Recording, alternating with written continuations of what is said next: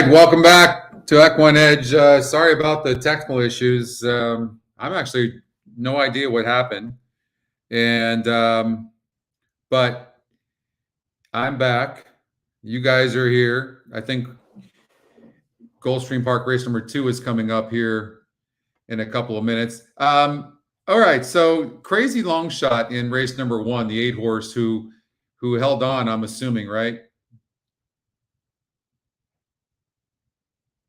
Let's see here. Oh, no.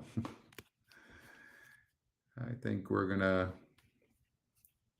have issues with staging now as well, huh?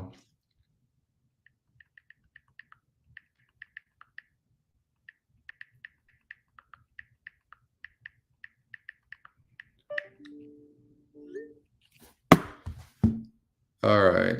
So I'm not going to mess with staging right now. All right, let's get to Gulfstream Park race number 2. What's up, boss? Evidently, things aren't going to go easy for us today. Brad's working on staging. We're clearly having some issues on staging. I did like the 1, 2, and 7 in this race number 2. All right, so at least we have that 1, 2, and 7, and we'll take a closer look. Starship Nugget.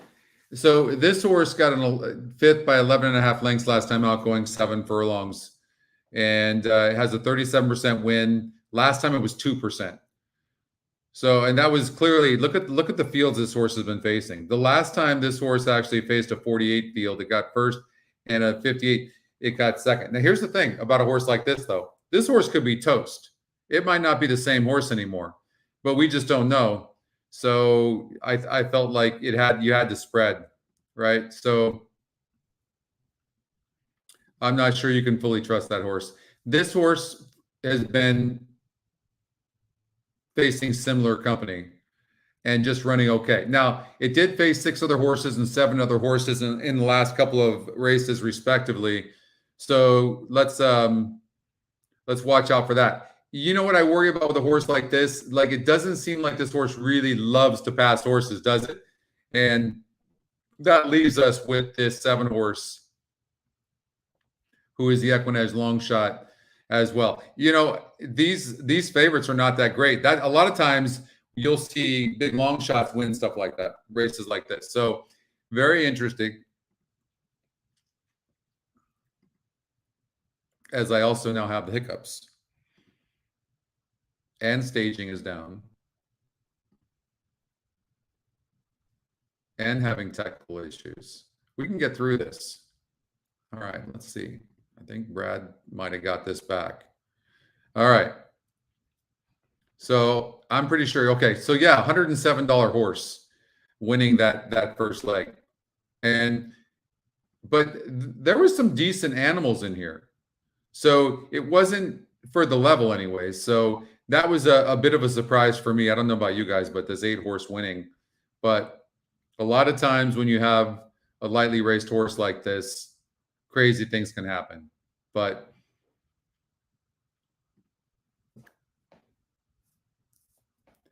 so the 1 horse Kenya Sun, 2 wins and a 2nd place finish in 3 tries.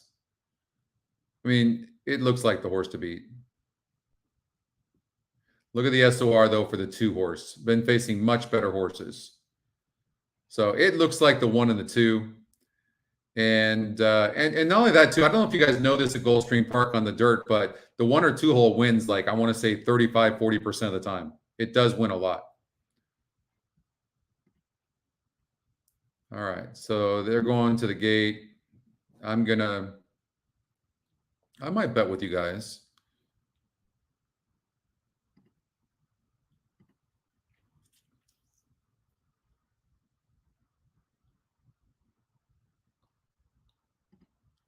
All right, race number 2.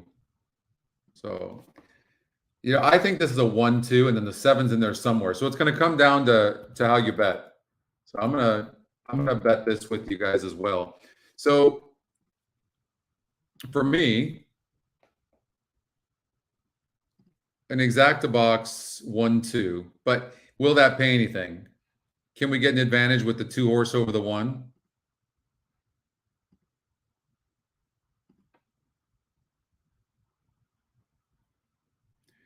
I would have to lean towards the 1 just because of the pace.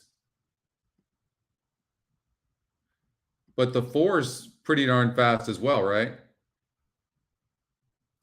And the 4 is cutting back in distance after showing speed. So this is a very interesting long shot. You're getting 113 pounds as well.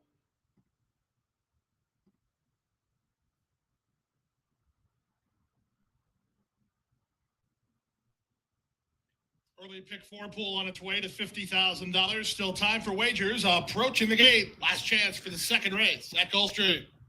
And so one of the reasons why I think that the 2 is the favorite right now is because the 4 horse is so fast. And the 1 horse seems to need the lead. And from the inside, this 1 is going to send. And it really does set it up for the 2 horse Starship Nugget.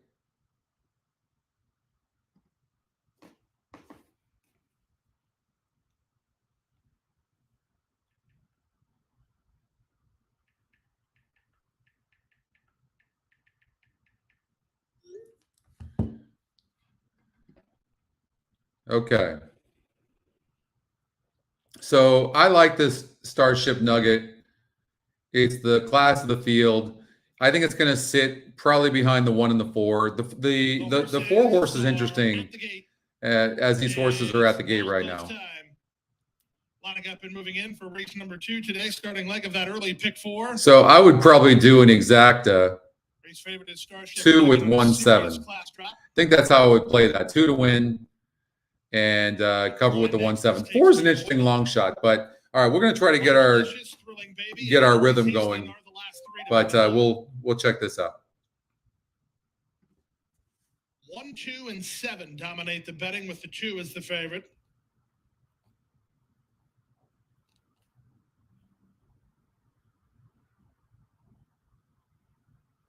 Bumbleicious, Thrilling Baby. Eloise Easton to the outside gate.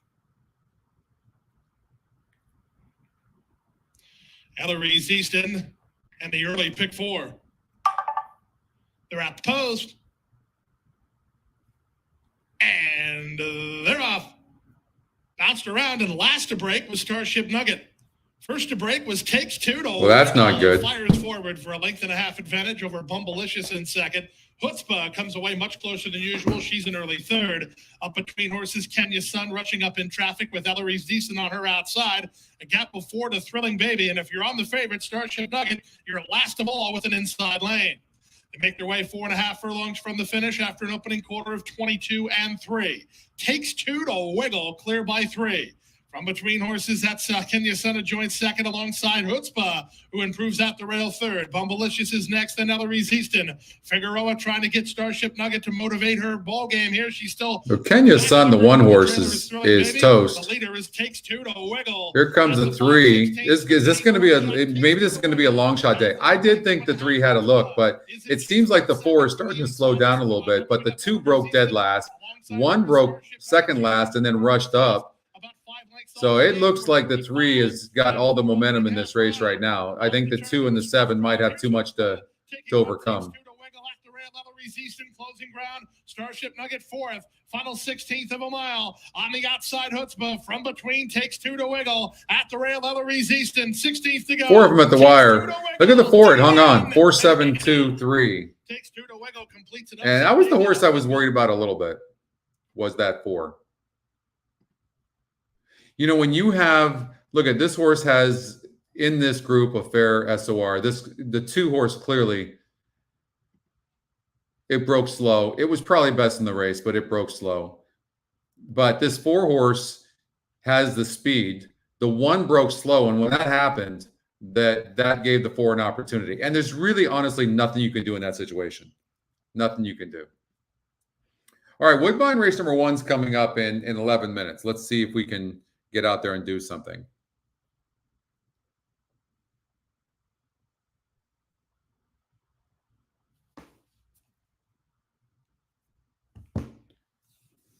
All right.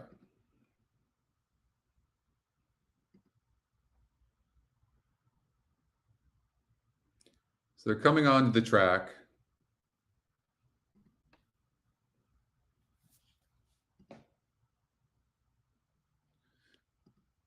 So I've already sorted a couple of horses here, the 1 and the 5 that I didn't think really had a look. And you can see the 3 horse whose EquinEdge's top pick is only 14% to win. The top win percentage is the second EquinEdge pick at 22%. And we now have inner turf. You can see that. So we're going to show you that. You can see here in the past performances, if it has a circle, it's inner turf. And if it has a rectangle or a square, it's outer turf.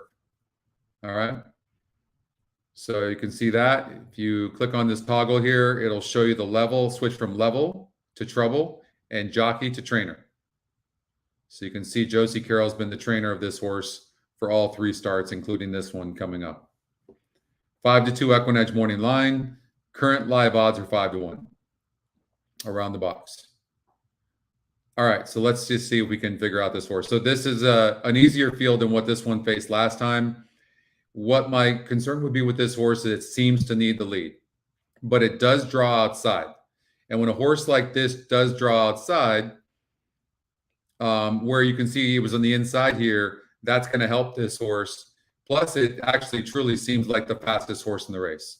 So when you look at pace number, you do want to look at both pace and the SOR together. And this horse has a good class number. Look at the top GSR. It's not so far back. Win percentage is the top, lukewarm.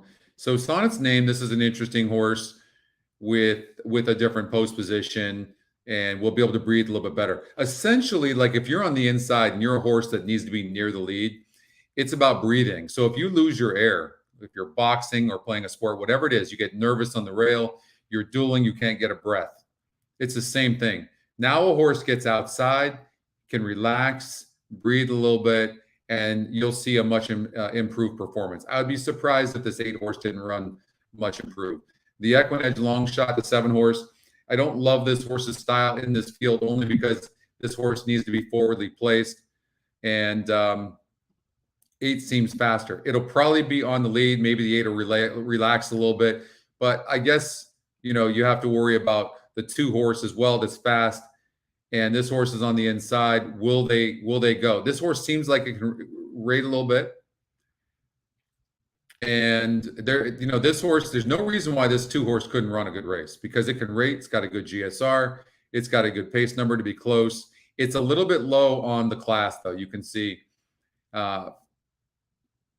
it fits here, but there's others like the 8 horse been facing better horses. But I think the 2's a player in here.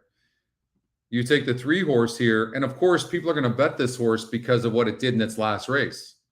And so many horses get overbet because of that reason.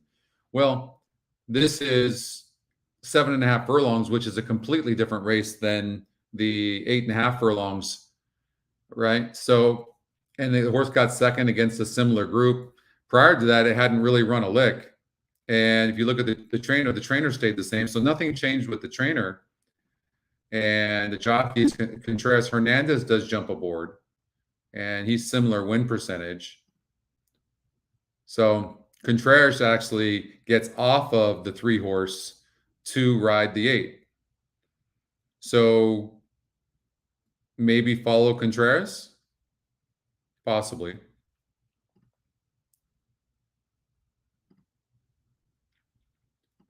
So, and by the way, there's nothing wrong with the EquinEdge long shot as well, because maybe the 8's going to sit and then the 7 goes gate to wire. And this is the 3rd race off a layoff, often a horse's best. And now this horse is cutting back in distance after showing speed. That's often good as well. So there's, you know, it looks like Justin Stein will probably send this horse. It's 17%. It's 4-1 EquinEdge morning line, and it's the EquinEdge long shot. So there's nothing wrong with that horse as well. I think this is a really wide open race.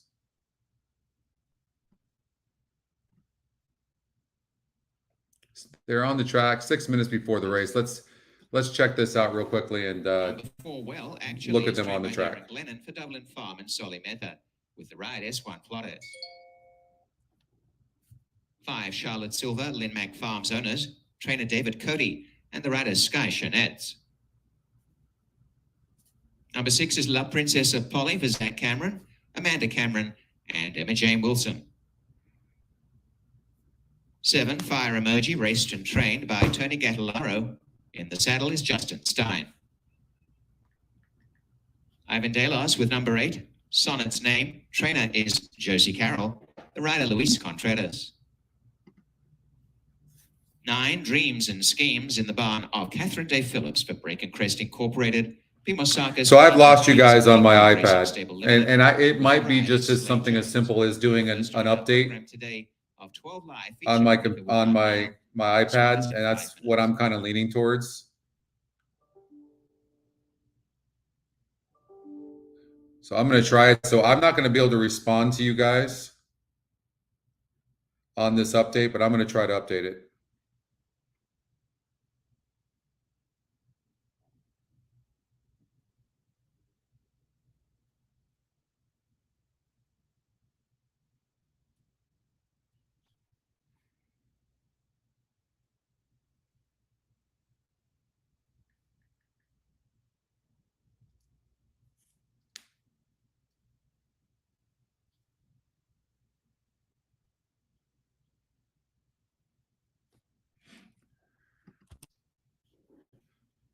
All right. So again, I'm not going to be able to respond. So I'm doing a download on the iPad to see if that fixes the problem. So I lost you guys. All right.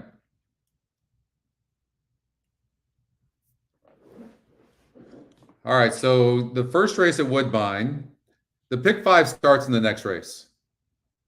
So again, I'm leaning towards this 8 horse. I'm not surprised that the 3 horse is getting bet. But I think any horse in this race but the 1 and the 5 can win.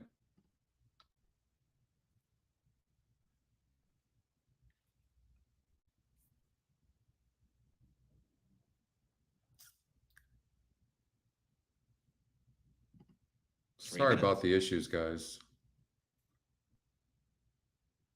With technology, it's rough.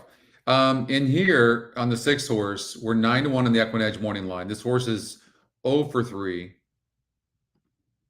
0 for 6, excuse me. 0 wins in 12 races. So it's not a horse that I would love on the win end. It seems to be the type of horse that can get in the money. So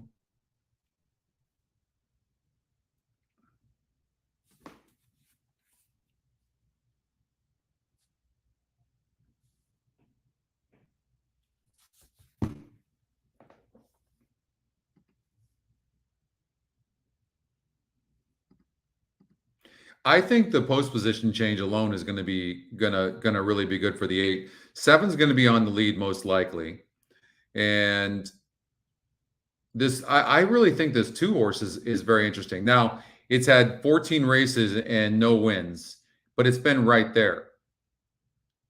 It certainly should get a good trip.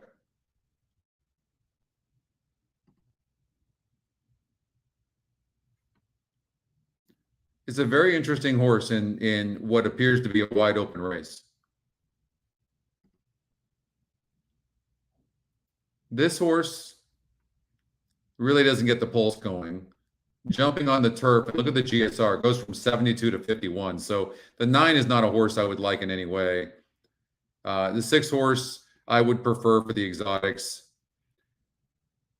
So, and you're getting 12-1 right now on the EquinEdge long shot. You know, you could do something like a 2-7-8 exacta box, something like that, trying to beat the 3.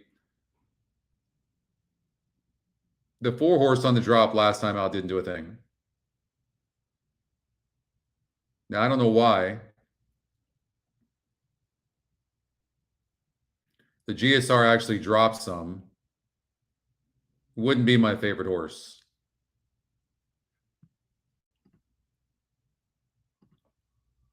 So to me, it's between the 2, 3, 7, and 8.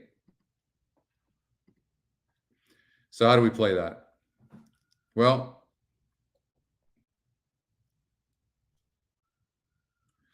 the way I think this should be played would be the 8 horse being first, second, or third. Program. They're going 7 1/2 furlongs. Support is solid for number 3, Terra Luna, and for 8, Sonnet's Name. And then out to number 6, La Princess of Polly as the top trio in the betting. Woodbine currently bathed in sunshine as the cloud cover starts to lift on a beautiful day here for the 3 Breeders' Cup Challenge win and your in. Big day at Woodbine today. First of 12 live as they move up, and Geneva is a first-time starter coming forward to the gate. So maybe the C in town. You could do something like this: 8 with 2, 3, 7. Moving in for a start, Geneva followed along by Total. And then you can come back with a smaller one, 2, 3, 7 with 8. Crawford on a roll yesterday. You could do something like that. Of course, you can do a trifecta as well. Taraluna goes up. There's Juan Flores with well, actually. With 2, 3, 7 with 2, 3, 7. Joining the line is Charlotte Silver. All right. Let's watch this race. La Princesa Polly, gate number 6. And Fire Emoji and Justin Stein going forward. And there are 2 backs. Sonnet's Name.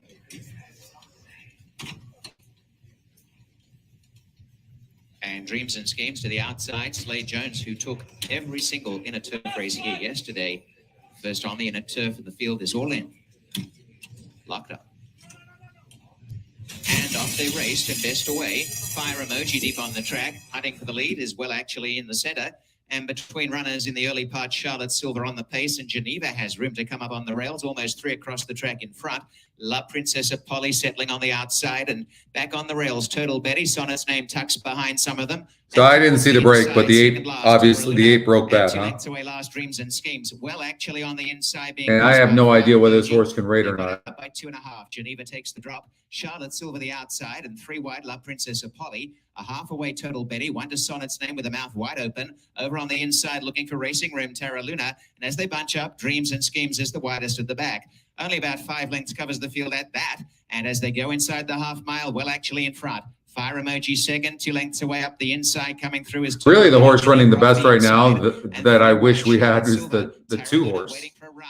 I mean, sitting a beautiful trip. Wide on the track, Dreams and Schemes, and back in the ruck is La Princesa Polly as they sprint down to the quarter. Well, actually getting away from Fire Emoji. Total Betty coming home nicely. Sonnet's Name. 8 seems to have horse. And up the inside, Taraluna. And Geneva's run a big race. The first time starter as they corner is coming on at the top of the lane. Well, actually got away. Now driving home is Taraluna the inside of Geneva. But really, the 8's getting a terrible trip.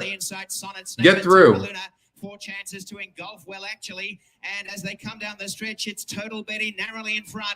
On the outside, Geneva, Sonnet's Name is there, and Geneva coming as they hit the wire, but Total Betty has won it. Total Betty from Geneva. The 2 horse won the race, and I think the 8 got. I want to say the 8 got third. 132.58. I want to say the 8 got third. I think the 1 ended up beating the 8. The 8 was so much best in the race, and the 8 proved it can rate. So. But the 2 horse at 6 to 1, I mean, that was the other horse, right? And but that 1 horse. But we have a chance. There is a chance the 8 horse got second, but I don't think so. I don't know. It's close. We'll take a look. This is pretty good. See, the head bob with the 1 was pretty darn good. But we were closer there, even with all these issues. This one is a photo finish the first quarter, 23-4. Half mile, 48-2, and 3/4. I mean, you have to get racing luck as well, right? So the 8 broke slow and broke out. And that 2 horse was it for me. It was between that 2 and the 8, and the 2 at 6 to 1 ended up getting that win.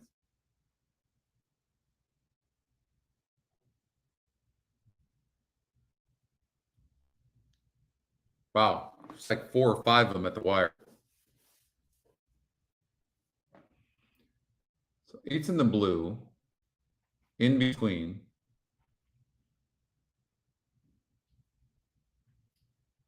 It really looked right here like this was going to go on by.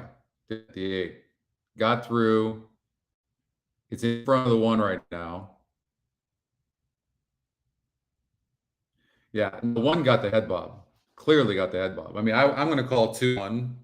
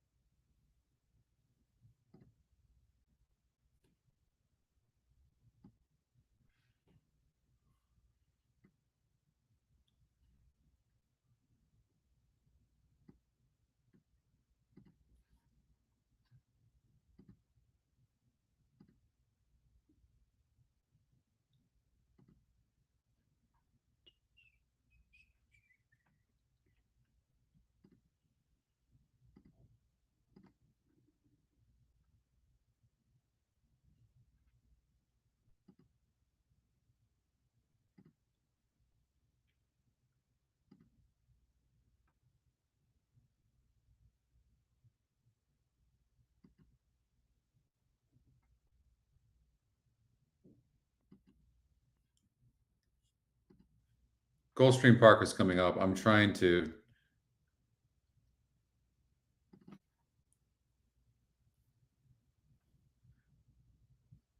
get the iPad working.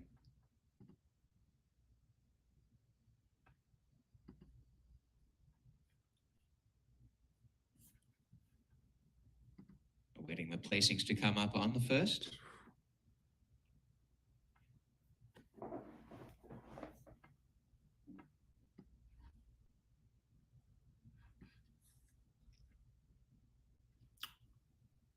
Meantime, Total Betty's already in the winner's circle for the photo.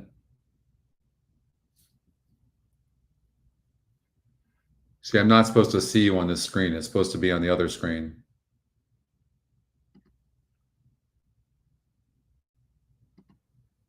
If I could get the preferences to show up, I think I could fix this. The winner is 2, Total Betty. 1 is second, Geneva. Yeah, I knew that one got second. Because the win photo right now for Colebrook Farms. That's really a drag. Patrick Dixon winning trainer. And Juan Crawford with another success straight off the bat after a hat-trick of wins yesterday takes the opener. Total Betty is a 4-year-old chestnut filly by midshipman from Proud Vixen. And Total Betty, bred by Colebrook Farms and Bear Stables in Ontario, takes her win of the meet. She's been consistent and now breaks through. Number 1, second, Geneva. You got the 2? Number 8.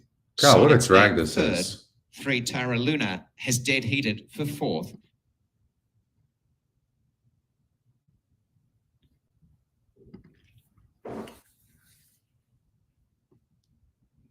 All right.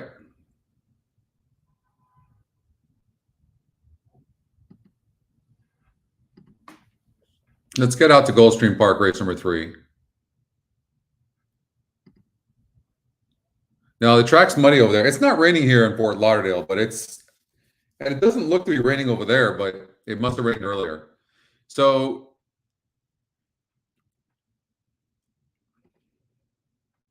let's take a look at this race.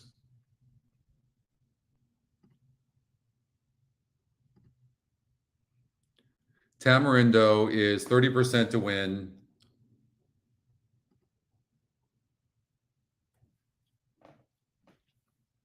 Eight to 5 on the EquinEdge morning line.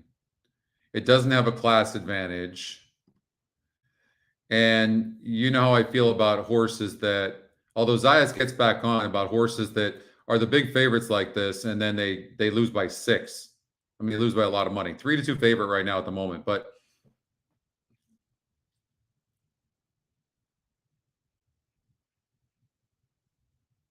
not really my type of horse.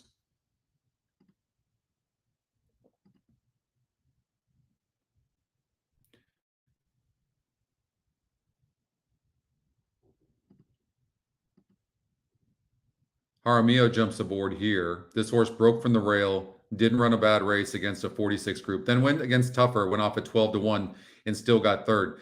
It's the top EquinEdge pick as well. Like for me, I would like the 5 over the 2 for me. One horse might have the lead from the inside and send. I just see that horse stopping. The EquinEdge long shot. The 3 horse.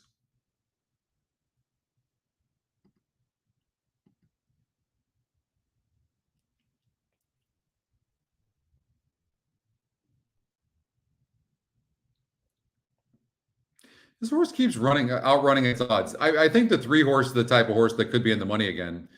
And the 8 horse continues just to really run well, but just not win. I like the 5. I like the top EquinEdge pick. Tamarindo, it ran good 2 back. And then it seemed to duel last time out. I don't know what happened, but Zayas gets back aboard.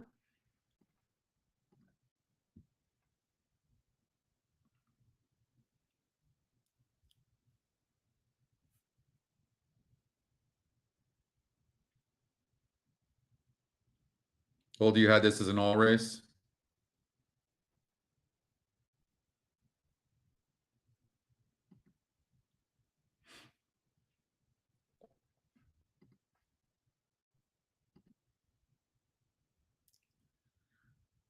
All right, they're stepping onto the synthetic.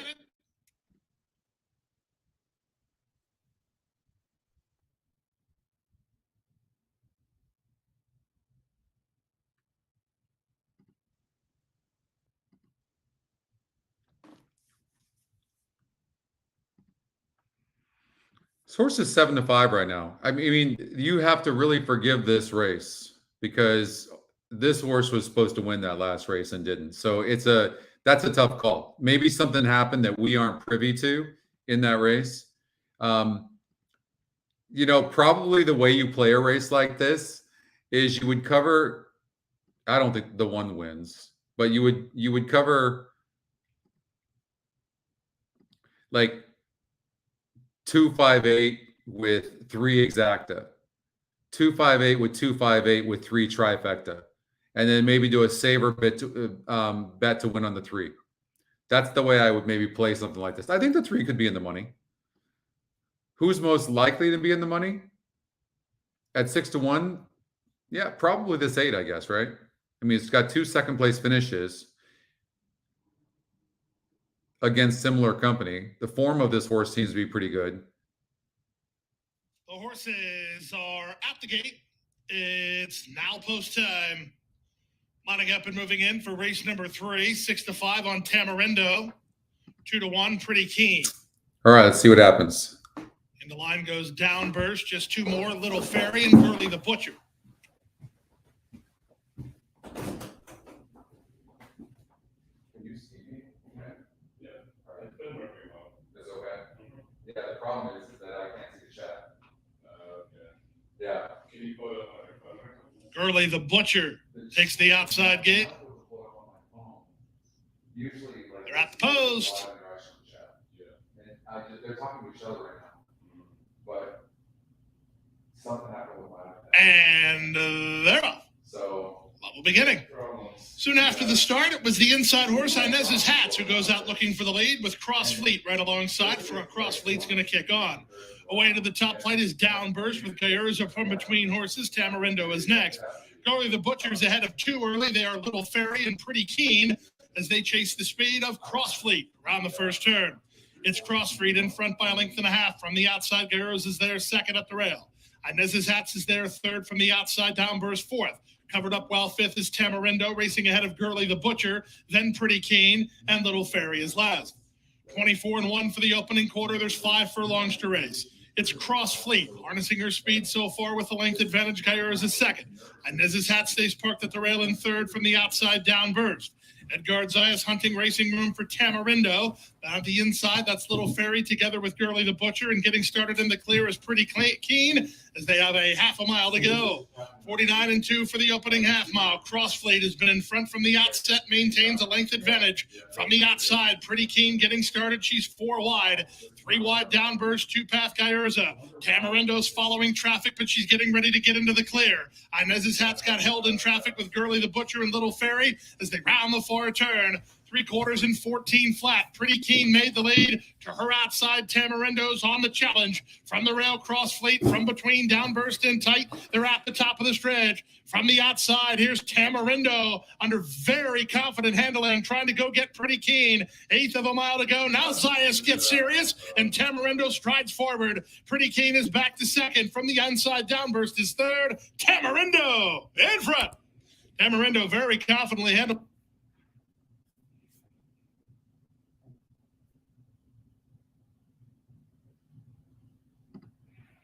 So that 2 horse ended up winning that race, and that's a tough one, right? Because it was so bad last time out. Maybe something happened. Maybe it dueled from the inside. Who knows? It came back and wins. Pretty chalky there between the 2 and the 5. Belmont Park is running again.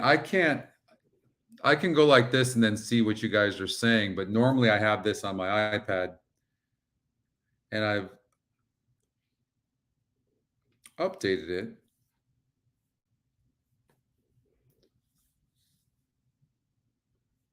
But it won't switch over.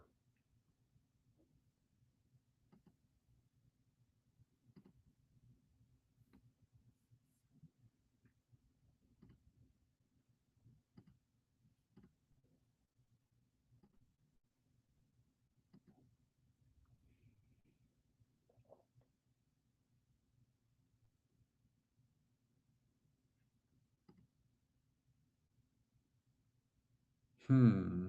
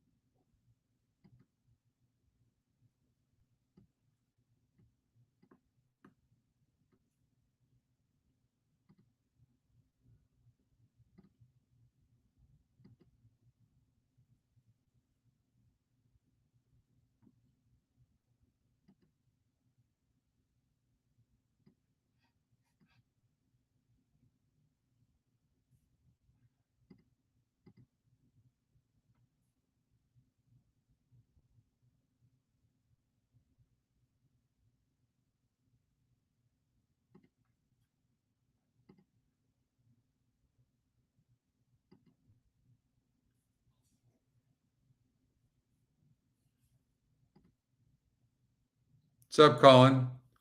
Hey, Jay. I did. I rebooted it, Bob.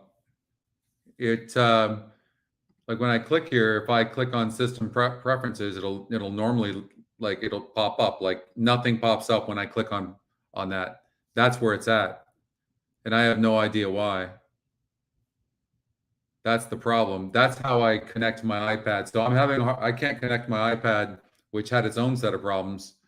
So normally I could move this over to the other screen and then I could see you guys, but it's not working. What a drag. God, that's just such a drag. All right. Okay, I'm just going to deal with it. So I'll just go like this one every once in a while and kind of see what people are saying, but I won't be able to interact with you guys like normal. So, but I just have to suck it up. All right, Belmont, obviously we can't stream this, but with Belmont Park, we'll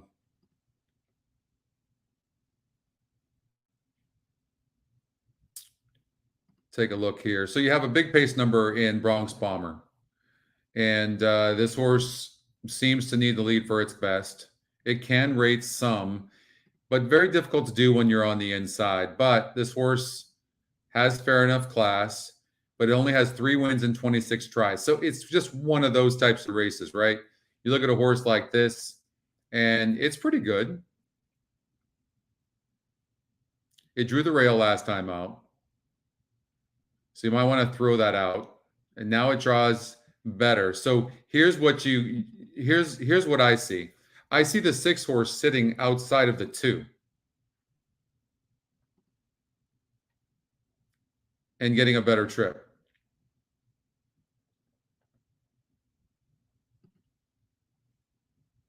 Let's see what happened here.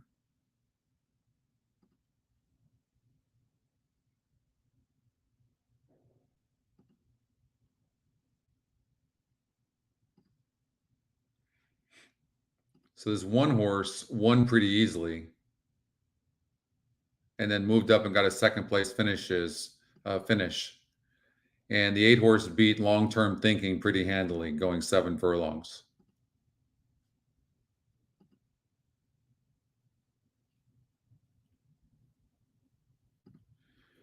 So, and 6 to 7 wide, Long-Term Thinking was as well. Bronx Bomber. I mean, this horse is going to be tough on the lead.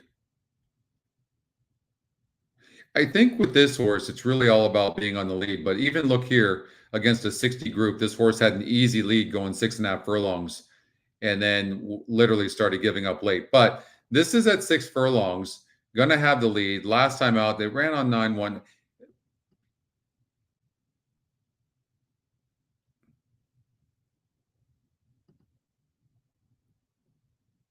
I mean, this horse beat the 2 horse beat the 1 pretty handily last time. This horse doesn't really look like much, and it's not going to be near the lead. Yeah, this is pretty chalky over at Belmont. This race is between the 2 favorites, I think, 6 and 2. So you just have to make a decision on how you want to play that. What's up, Deb? What do you mean, are we here?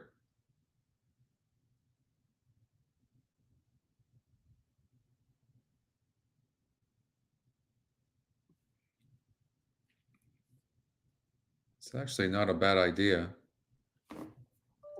Let's see here. While you guys are watching Belmont, I'm going to try to do that.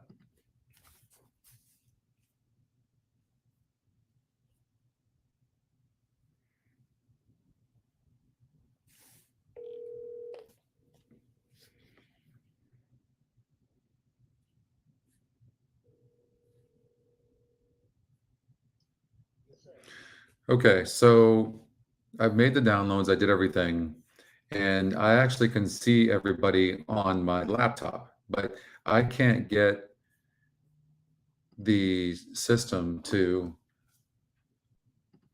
the preferences. I can't do the display, it won't pop up for me. I click on it, but nothing happens. Yeah, watch. Hold on, I'm going to FaceTime you.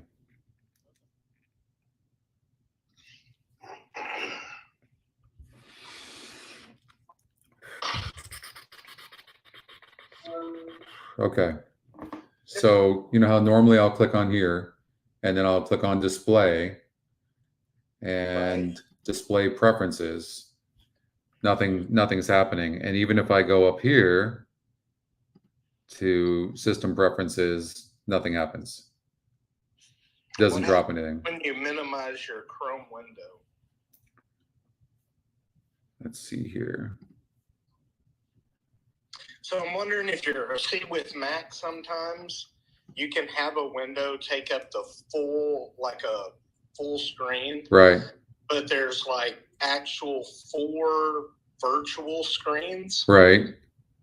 And so I don't know if maybe it's popping up on a different screen. It might be. It's not letting me do that. It won't let me minimize it. Okay. If you take 4 fingers Okay. and swipe to the left or right on your pad. Yeah. Okay. So you got to a different virtual window. Right. Now what happens when you do the display settings? Nothing. So Even it's still okay. Try using 4 fingers to go back and see if maybe there's another. no, bit. Just those 2. just those 2, and it doesn't let me minimize either one of them. It actually lets me minimize this one. Okay. But there's nothing underneath it though. Okay, and so your iPad's on the same network. iPads, no, it's not. It's not connected. Remember, this thing, it shows connected, but it's not, because I always have to go to the other. There's another Richard's iPad on here. No. They have to be on the same computer or internet. Oh, that's right. So how do I do that again? The network, you need to, click on the Wi-Fi and make sure they're on the same Wi-Fi network. They are. Okay, so the Wi-Fi is set up right. You've got the cord. Okay, what happens when you unplug the iPad from the Mac and plug it back in? Does anything happen? Does it?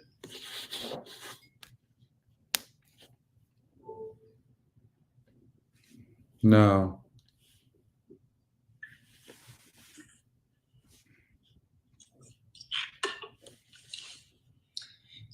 And so now you still don't have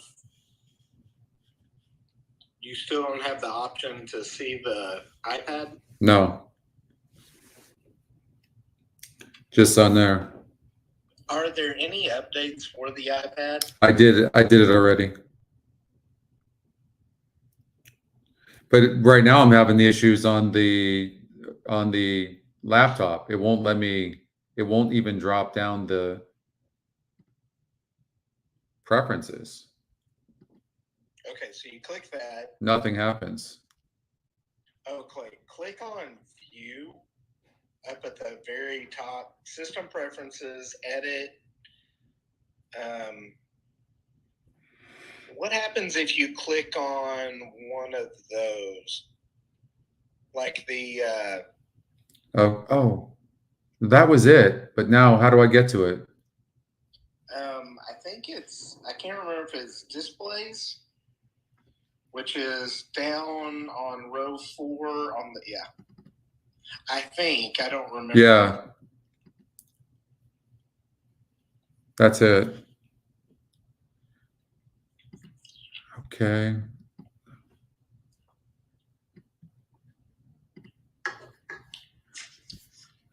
I think we got it. All right. Yep. We're good. Awesome. Thank you, sir. Rock and roll, man. Okay. Take care. Bye. Okay. I think we're good. I did an update to the iPad. There's a bunch of things that were going on here. I don't know.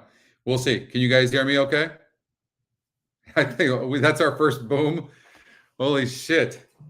Yeah. Yeah? Okay. So sorry, guys. God, I have not, it's hard to be prepared for that, honestly. Okay. I can see you over here on the iPad and you can see me, and we've got the races and I thought the race between the 2 and the 6 and the 4 horse wins the race. All right. We just got to get some momentum going. So, and we will, we always do. Okay. So Woodbine's coming up here in about a minute, and this is the pick 5. Now they're coming forward for a start. Race 2. And I think we might have got it. On the rail, moving up at the 7 furlongs. This on the Taylor turf. So what I'm trying to do real quickly, since there's not a lot of time, is I'm trying to see who I can eliminate of what the system is using. It's using 1, 3, 4, 6. Lightning.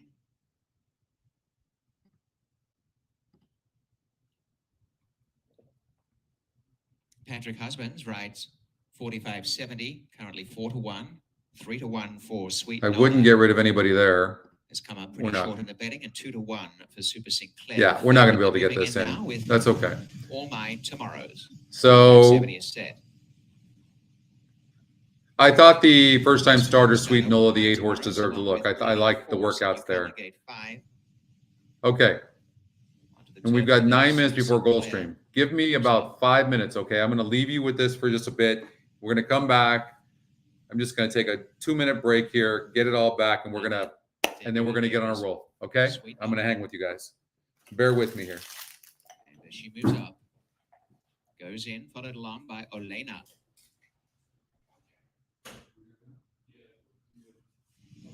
Down to 6-1 odds. The last 2 are Ready to Orbit and Canadian Sweetheart.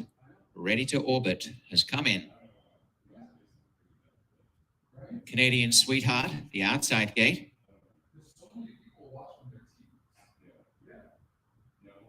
And they're all in. Locked.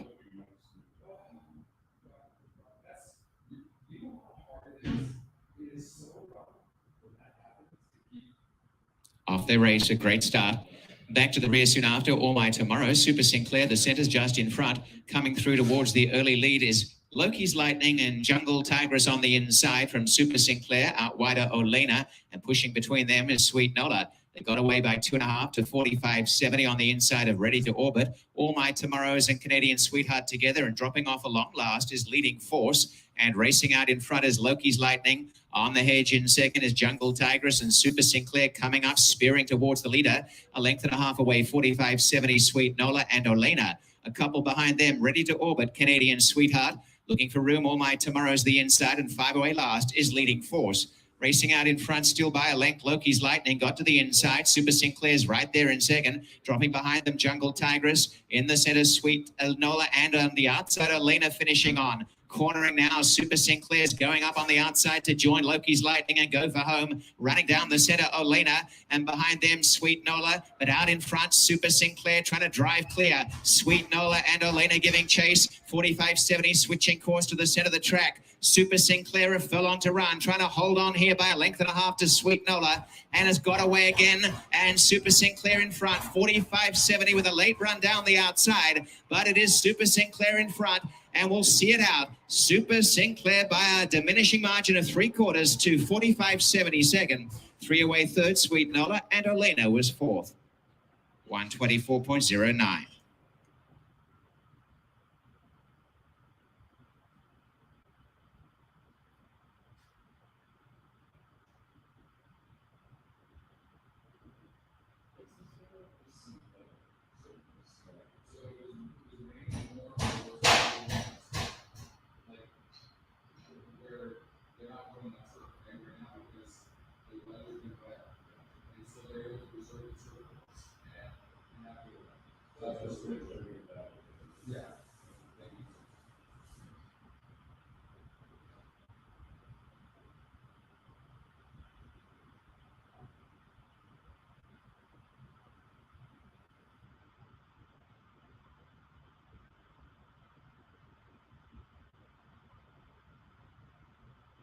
The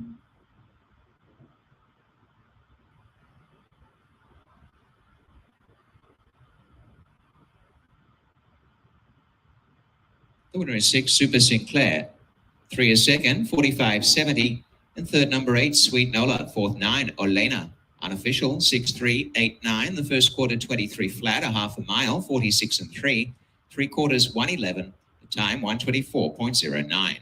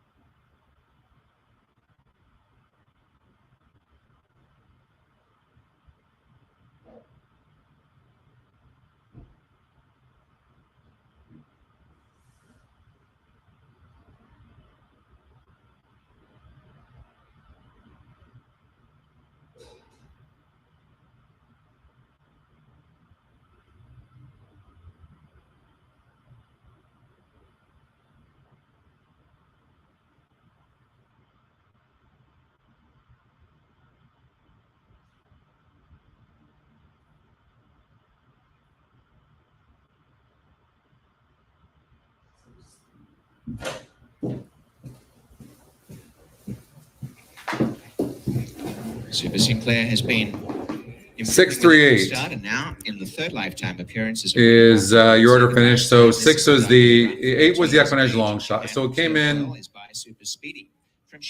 just come in 638? EquinEdge 638. That's what it did. That's pretty impressive. I think that's what it did do. I got a chance to go into Gulfstream yesterday and hang out with the Hippica crew. That was a lot of fun. But I think it came in 638. EquinEdge, yeah, it did. Look at that, 638. Cold, 638 cold here. All right, so let's get out to Gulfstream Park, race number 4. Big racing over at Woodbine too.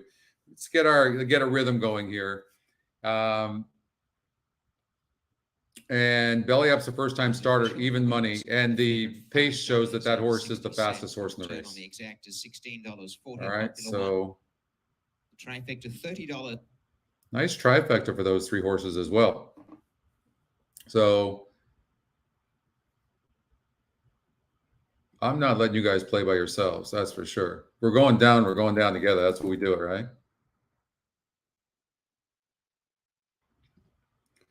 All right.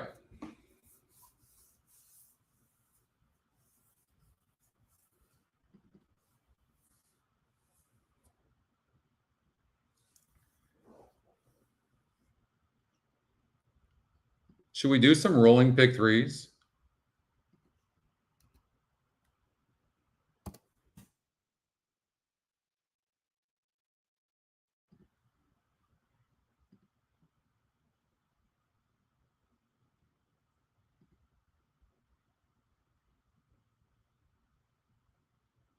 It looks like this race is pretty wide open, doesn't it?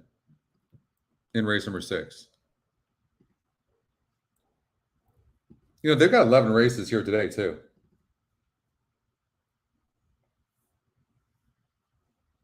$278 with 1, 2, 4, 7, 8 with 2, 3, 4, 5, 6, 9, 11, 12. It's a $48 pick 3. We could do rolling pick 3s, but I'm trying to see whether that's going to pay anything or not.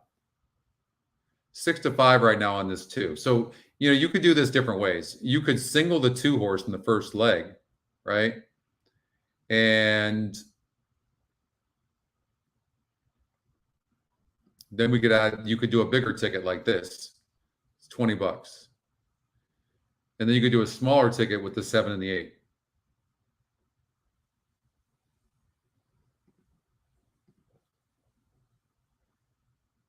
What did I say about? He can run, might need easier, but rough trip here. Then he came back here. This jockey strangled this horse, needs to be near the lead, needs claimers. Got claimers last time out and ran a second place finish at 12 to 1. Now back in a maiden special weight.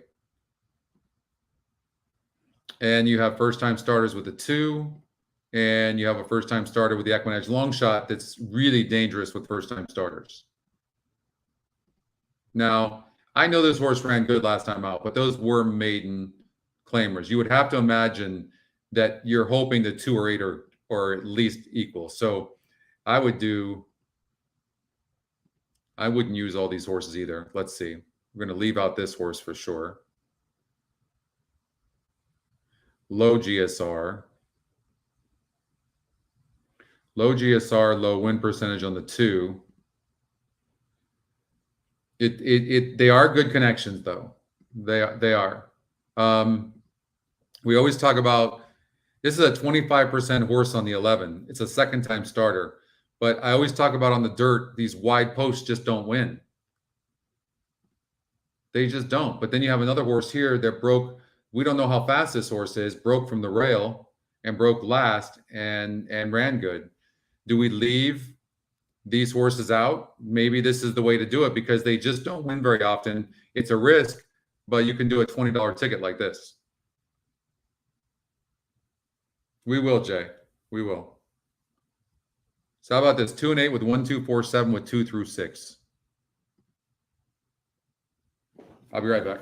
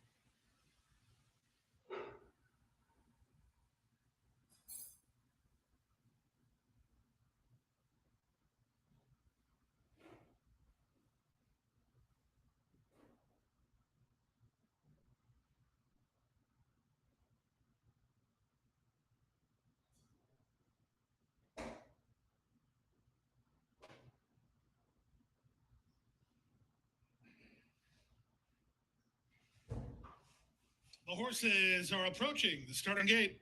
1 minute.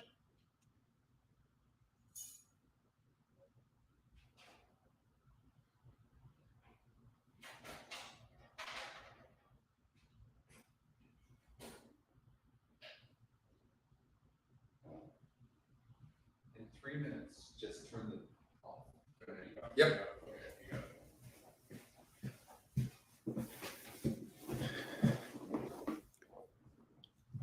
All right, so we got 19 minutes for Woodbine, Jay, so no problem. All right, so this is what I would recommend.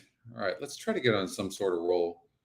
I'm cooking a little bit right now, so that's why I'm going back and forth. The horses are at the gate. They're at the gate. It's I'm going to play almost this. time. I think this race between the 2 and the 8, so I'm going to do an exacta box. Favorite is the rail horse Belly Up, a son of Into Mischief. And then I'm going to do a smaller one. 7-2 on Christensen. 2 and 8 with 7. Spend some money for the 4 Diamond Explorer. And a pick 3. 2, 8 with 1, 2, 4, 7. Any significant action for anybody else. And 2 through 6. Quotes. The first to move in was Belly Up. Take Care of Business will be next as they're working with Marley Luck.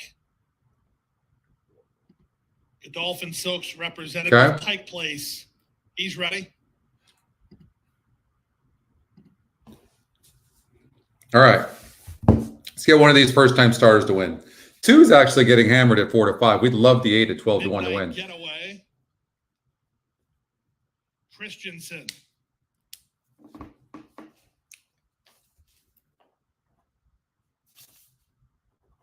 Waiting for Cinco de Nero to the outside. They're at the post. And they're off.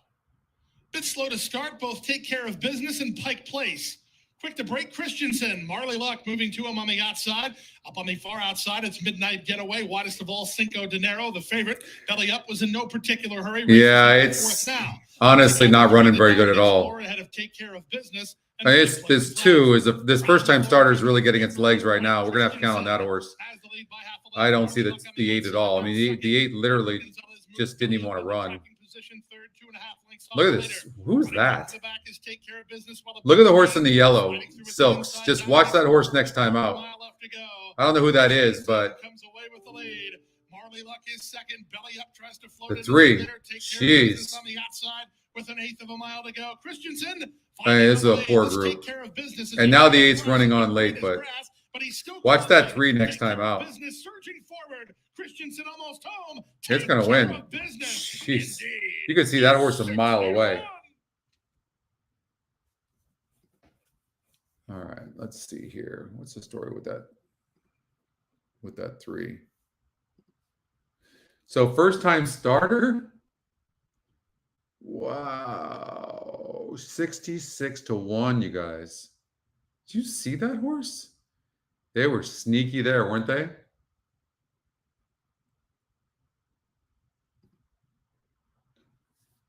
Wow. All right, we're going to look at Belmont Park so we can find something there. I'll be right back.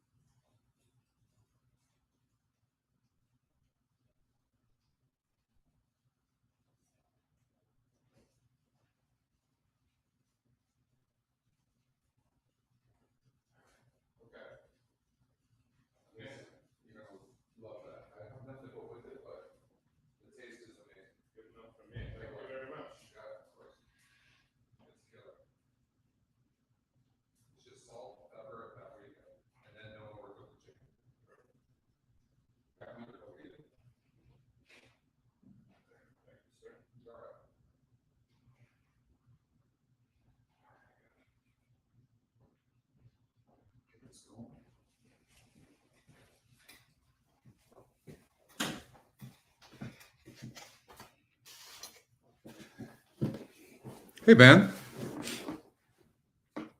Okay. So I just made some chicken, so I'm going to be eating with you guys.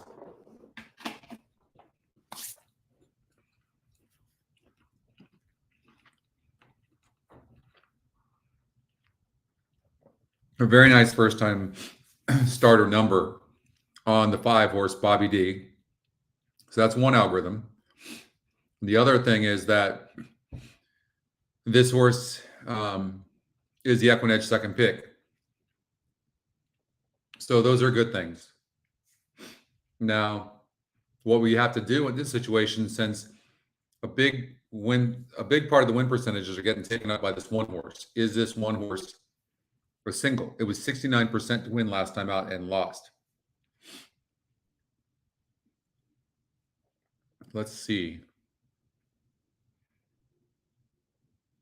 Now, you have to be careful with horses that have no speed, but this is not one that does. This one's going to be able to be tactical, but it is going to be on the inside. And there's 10 horses in the race.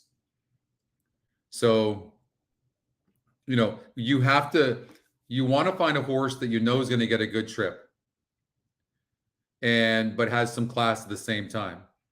That's the EquinEdge long shot, who should improve here on the stretch out. So I would think Steady On would run a good race. Now you have a first-time starter here that has a really good, I mean, the breeding is good. I mean, I imagine they paid a lot of money for this horse. Hey, Lexi. So, you know, it looks to me, we can get rid of this horse here. We can get rid of this horse. Probably this horse. He's pretty dead on the board. And the same with this. And if you look at the trip, I mean, the breeding on the two horses is just tremendous.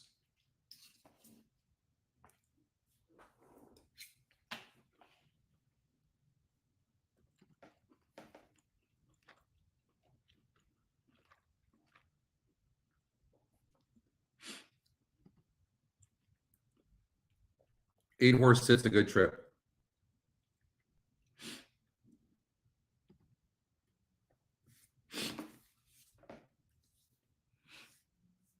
I wouldn't be surprised by a good effort here by this 10 as well. The 9's 20%, burns some money, was 35%, 31% respectively, but this horse has been off since January. So if they fix the issues with this horse could run good too. So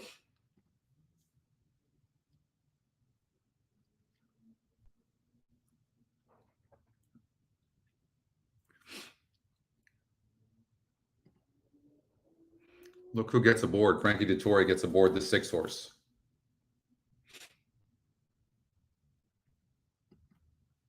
So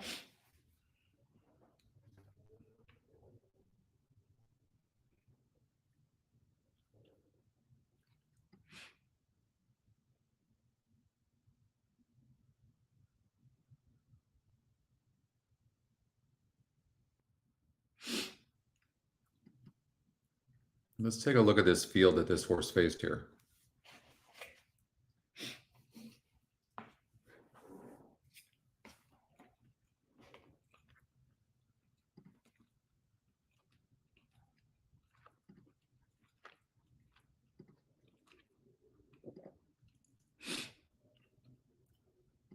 Aruba's in this race, Everlasting. So it wasn't much that Aruba came out of, the 9. So it could be getting overbet, which means you take a first-time starter here like the 2, probably the real deal, especially with that GSR, and then the 1. And I think the EquinEdge long shot will improve on the stretch out, although its breeding isn't that great.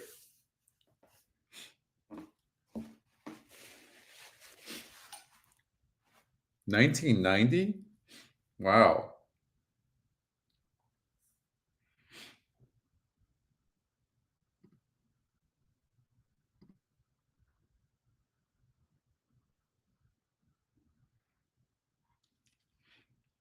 I think the 1's going to be awfully tough. Seemed to have trouble last time out.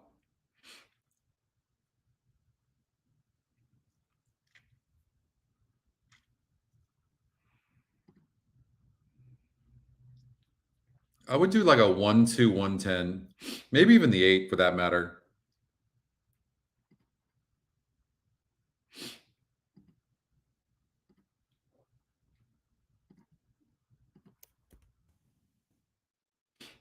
I think it's going to be pretty chalky.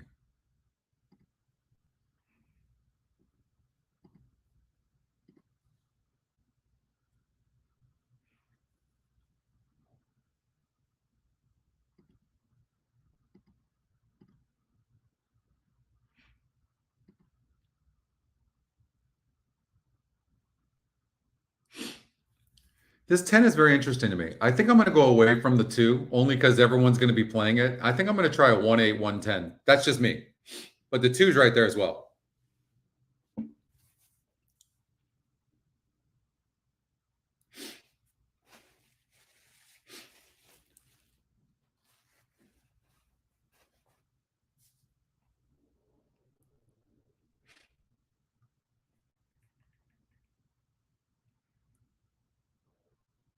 Hey, Joe.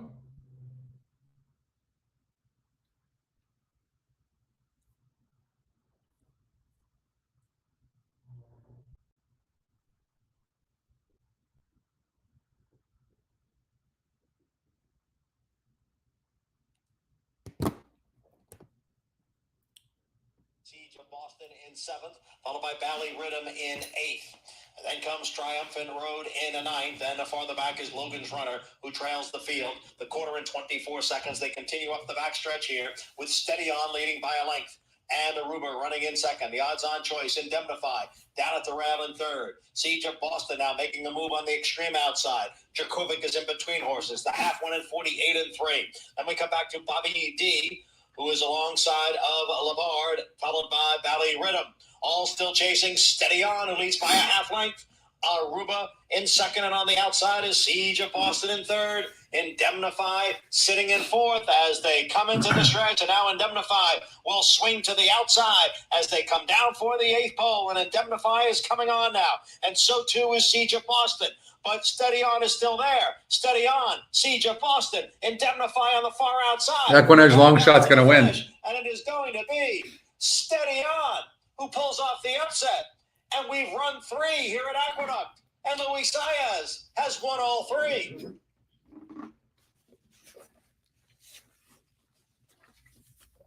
What's up, Christy? What's up, DeAndre? You got that, man? Nice. How about that? Steady On gets the win.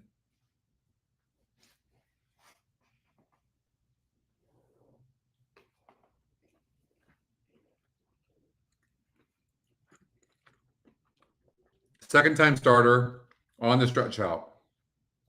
2 ran good. 1 had no excuses. That's 3 times in a row now. This horse has been the big favorite and lost. Not a good sign.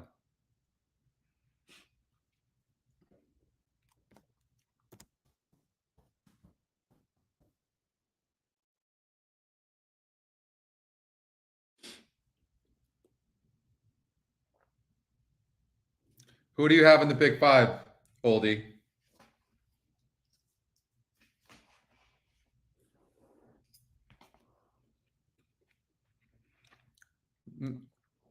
That's a nice super, Michael. Nice job.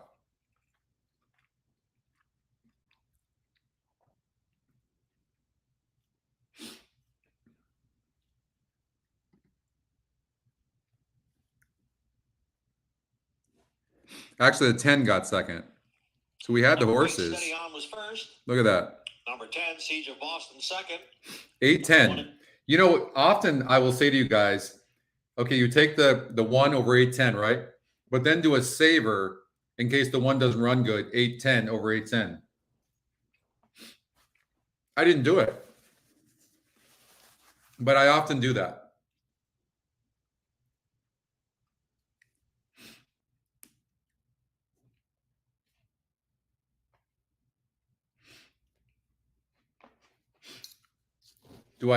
Do I note the 1 and start playing the 2-3? See, I'm not sure I understand.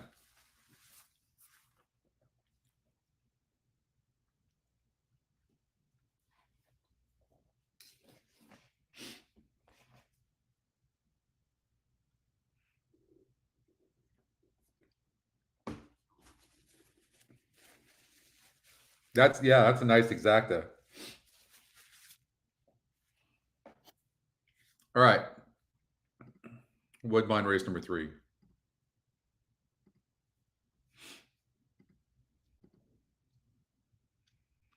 So you have a big favor right now. Oh, you had that, Aaron? Wait, that's awesome. See, I love that.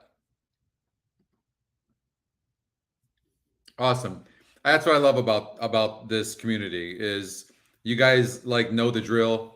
I'm talking out loud. Sometimes when I'm talking out loud, sometimes I'm not going to necessarily bet it right, but it comes down to betting it right. We had the horses there, and that was way better than having the 1 horse win, right? Not for me, but it doesn't matter.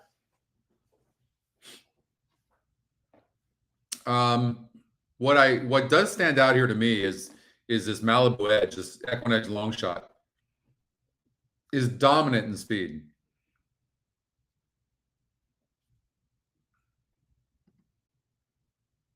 And this is the inner turf. And look, it wasn't even the fastest horse in the race the last time it ran.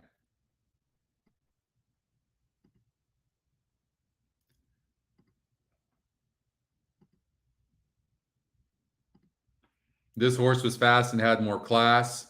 So what you're looking for in this one, and the gate coming across into place for the start of our third race. it is a little bit low on the SOR. I'll say that. I know it's got a dominant pace, but it is a little bit low. The horse that's interesting here to me, 9 to 5 on the EquinEdge morning line, is the EquinEdge pick because it's got a really good class number in the SOR, and so it'll be in second. Well, Malibu Edge is only 2 points down. Very interesting. I would imagine this is going to come down to the wire. So when you're looking at this from a pace advantage, I mean, it's just not even close. 5 horses got the top SOR.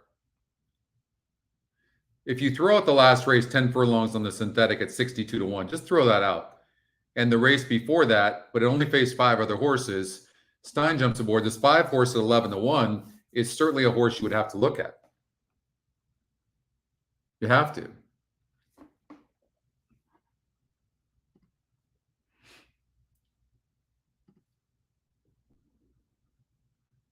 I like 1, 4, 5 in here, in no particular order.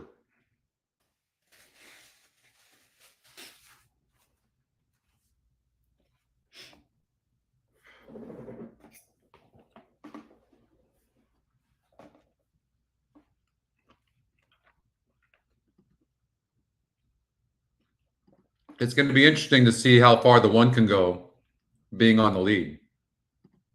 To the starting gate for the running of race 3 at the mile and 16, and Malibu Edge has drawn the inside gate as they arrive.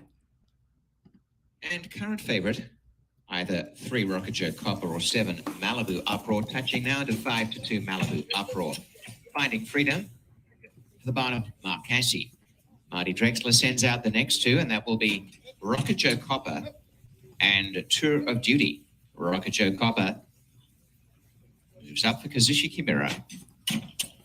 Tour of Duty racing here for Augie Onesi moves in. Chamateur, gate 5.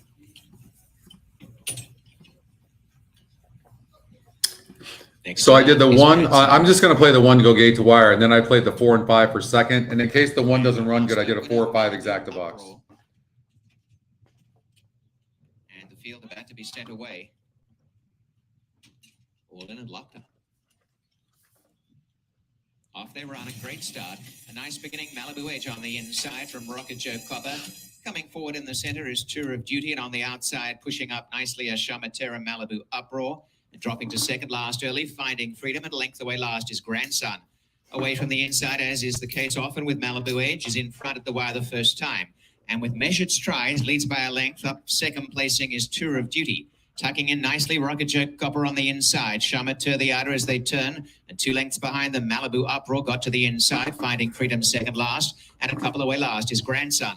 About 7 lengths covers the field a bit more now. And Malibu Edge back to the inside as they head into the backstretch, leads the way. It is Steve Bain and Malibu Edge on the leading edge. Leads by 2 lengths. In second placing remains Tour of Duty from stablemate Rocket Joe Copper as the pace quickens. Then Chamateur, 2 to Malibu Uproar, relaxed in behind them. A length to Finding Freedom and Grandson at the back. Still about 7 lengths first to last, a half mile to run. Malibu Edge in front of Tour of Duty, getting closer now, as is Rocket Joe Copper, snugly placed on the inside.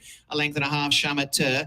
Malibu Uproar sneaking ground on the inside. Behind them, Finding Freedom, and Grandson is still at the back. Racing along towards the 2.5 and showing the way by 3. Malibu Edge has gone for home now. Malibu Edge opened up a good gap on them. Rocket Joe Copper coming up on the inside of Tour of Duty. Chamateur's making ground. In the center is Malibu Uproar and Malibu Edge 2.5. Rocket Joe Copper making a good run now. Rocket Joe Copper peels to the center. Then Malibu Uproar. Well, it looked like the 1 was going to pull away, but it is Rocket Joe Copper in front. On the outside goes Malibu. Oldie said he likes the 7. Come on, 7. Get up. Get up, Oldie. After Rocket Joe Copper, Rocket Joe Copper on the No. inside goes on to win a neck.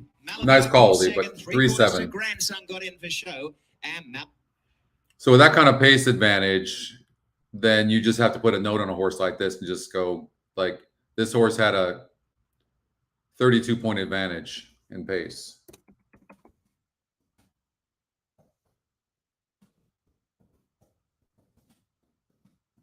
Needs easier. And that note will help you. All right, Gulfstream Park 5.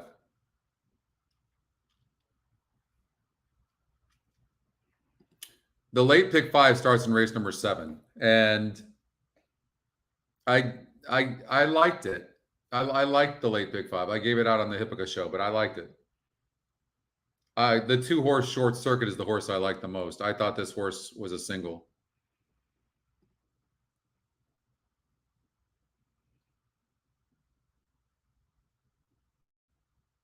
So look at this horse might win the 6 for sure. It has a chance. Now it's 8-1 in the EquinEdge morning line. It hopped at the break. It hopped. So it broke last and lost by 4 lengths against arguably a little bit tougher field. Now, it won against a 44 group with a 63 GSR. It looked like there was a lot of pace in the race. It had no speed. Sometimes these horses get overbet. It drops in win percentage. So I don't want to talk anybody off of it, but I think there's more negatives than there are positives for a horse like this. And this horse has burned some money. I'm not going to lie. It has. Miguel Vasquez, hopefully he'll have the magic with this horse. But there's been, Gonzalez been aboard the horse, Perez, Ortiz. Nobody's been able to win on this horse. But there is good news. This is the easiest competition this horse has faced. At least in the last 8 races, by far. So maybe give this horse one more try. And it also gets a new trainer.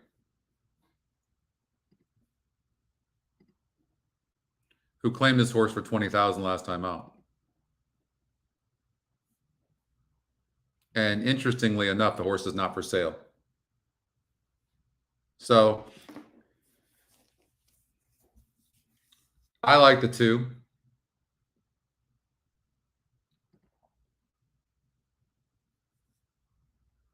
Jesse likes the 7. Where's the class drop?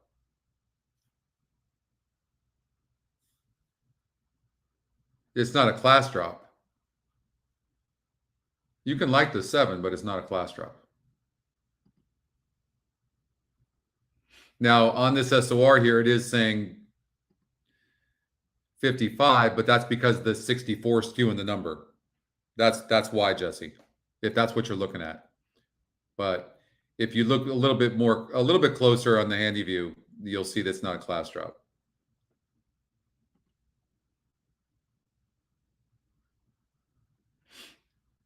The other thing you see is the 6-horse faced a 44 group and got a 2nd place finish going 8.5 furlongs on the synthetic. So I like the 2. I think the 2 on the drop in class. I mean, this is much easier. See, to a lot of people, it looks like the same, but this is an easier field for sure. Now, Luis Ramirez is only 8%. So you do have to keep that in consideration. The 6-horse Dry Humor, it's a terrible breaker, first of all. And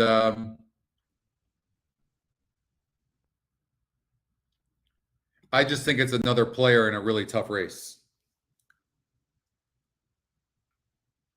Hardly Social, this horse broke through and got through an $8,000 claimer last time out. 48 SOR, tougher here.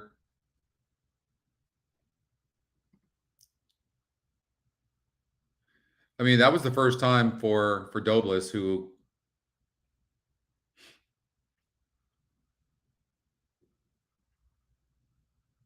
took over for the first time last time. It's a new feature we have here where you can see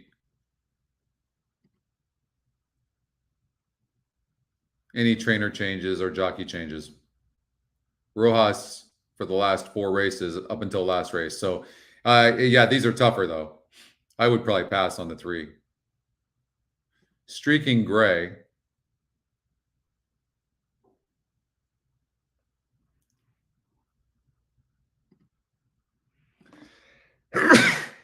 Excuse me.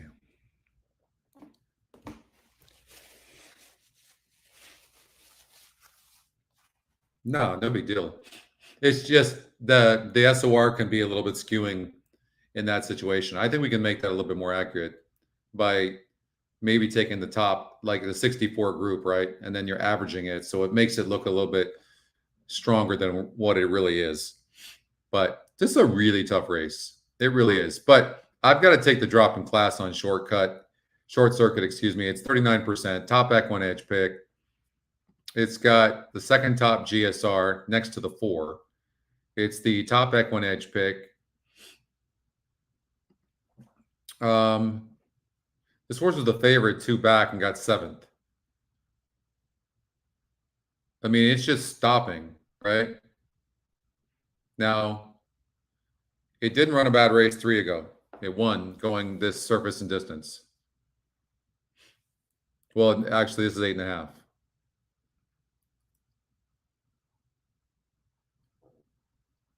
Jaramillo jumps aboard. This horse can rate as well. He just seems to be inconsistent. I think this horse actually runs best sitting a little bit.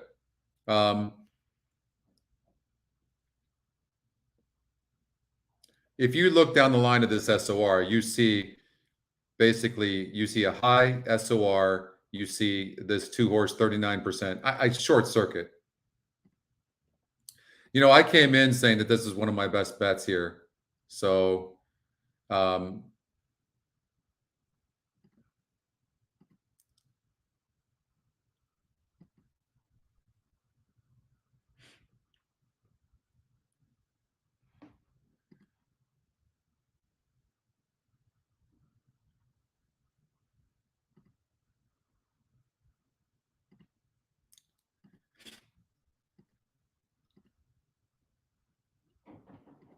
I think I'm going to stick with the 2. I don't know who's going to be second, so I'm just going to put a win bet on the 2-horse. And let's see what happens.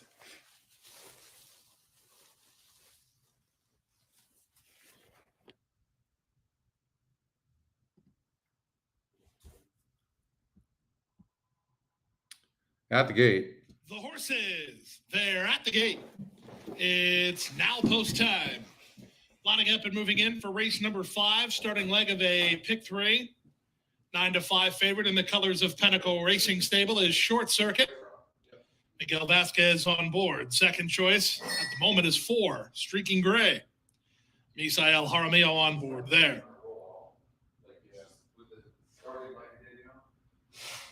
So in the line are both Gray Charlotte and Short Circuit. Hardly Social finds herself about 30 yards behind the gate. But she's headed in the right direction now. You can't see the checker line.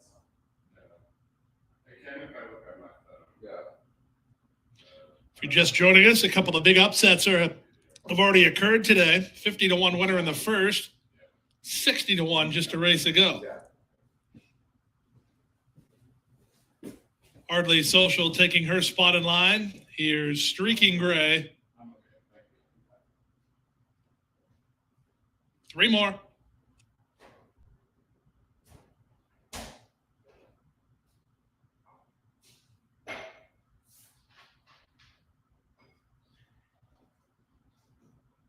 Last 2 up are Dry Humor and Money Factor.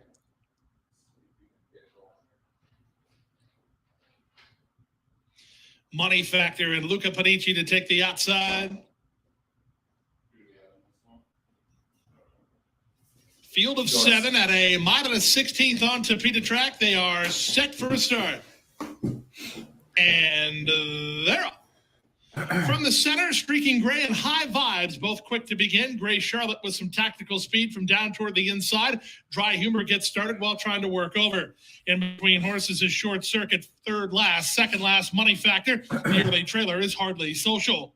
It's a very reasonable early pace, and jockey Misael Harvey. You know, sometimes horses just have bad trips, right? But the good ones that are meant in the race, because they're best in the race, they can usually find a way around it, right? So horses that just continue to get themselves in trouble just aren't good enough. The quarter time was 24. Now, I don't think that's the case with the 2-horse necessarily, because it's had horses surrounded him everywhere, but it's not getting a good trip at all. The back early are both Short Circuit and Money Factor, and at the rail, it's Hardly Social. So that's the 7 of them as they go 4.5 furlongs from the finish. It's still Streaking Gray, the target, 48-3 for a half mile. Streaking Gray stretching on a bit to lead a length and a quarter. High Vibes between horses. Gray Charlotte is out the rail. Dry Humor is 3 wide. And you see, Vasquez he's Short Circuit to asking the 2. Money Factor and Hardly Social. And I just think the horse is breathing fire Gray has the lead, but and hasn't been able to have a breath. And now it got through. It's going to be wide, but maybe it'll help. We'll see. That'll send Money Factor 5 wide. They fan across the course and turn for home. At the rail, it's still Streaking Gray, the leader. High Vibes continues to charge at her from second. Down the center in Short Circuit. 1/8 of a mile to go. Short Circuit starts to pick up her feet, trying to get the top 2. Here comes Short Circuit with Streaking Gray still in front. High Vibes between. Short Circuit on the outside. Streaking Gray held on to win it. 4-2. Streaking Gray turned away Short Circuit and beat her ahead. High Vibes is third in 1:44-3. And look at, you got to get racing luck as well. But what happens in a situation like this? The horse was in between horses the entire time, right? And when that happens, like, it's cutting off a horse's breath. And when it finally broke out, even though it was wide, it got through, you see? But, I mean, you know, then it comes down to betting, you know, maybe a small exacta box 4-2, that type of thing, you know? So, you know, of course, that's unfortunate, but, and then the 4 had an easy lead the entire time and still barely hung on. I mean, clearly, you know, and you run that same race, same horses, and you run that 10 different times, and you're probably going to get a different result 10 times. It's just the nature of the beast of the game, right? But we had the right horse, but we got to get the racing luck. All right. So we got a big pace number in the 8-horse who's 8-5 on the EquinEdge morning line, top EquinEdge pick, and has the top SOR and has the top GSR. So there's a lot pointing towards this 8-horse. What's not pointing towards this 8-horse is the win percentages. Now that doesn't always tell the story, but, and I think when I look at this horse, the reason that is, we can clearly see this horse needs the lead. I think that's obvious to all of us. Now, it faced similar company last time out. I want to see who it barely beat. It's been off since June as well.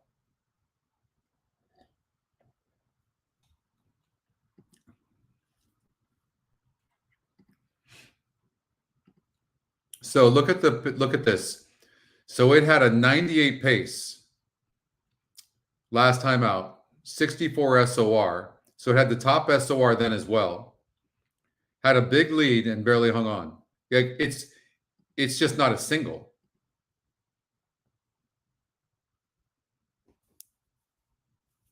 It's just not a single. So it can win, but so now let's look at an interesting horse in the 5-horse who's EquinEdge's second pick. It's 20%, 4 wins and 4 thirds in 10 tries. But look at the SOR in those races. It's a 66. Now, you know that this particular algorithm is taking the last 5 races as well. So it's current form. So the last 5 races, this 10-horse or this 5-horse has faced a 66 group. So it's got the highest SOR of the current conditions. It's got a good GSR. Okay.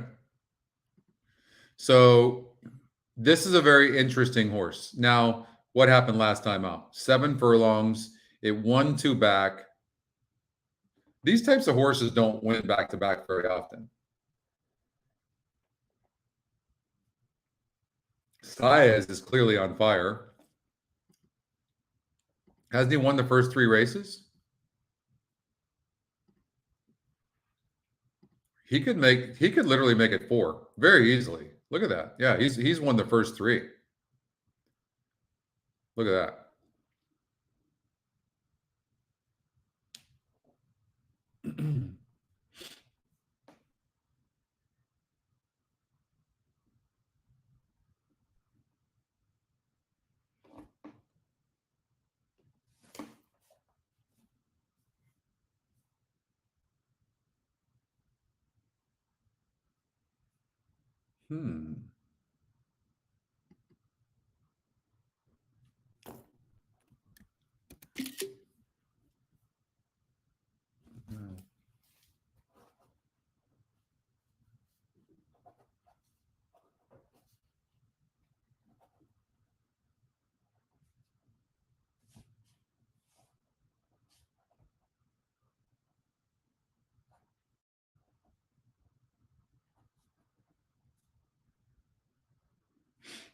Okay. I just noticed a bug that I need to give Brad. But so I think this 5 horse is very interesting. Clearly the 8 horse is going to have the lead. I don't think that's in doubt.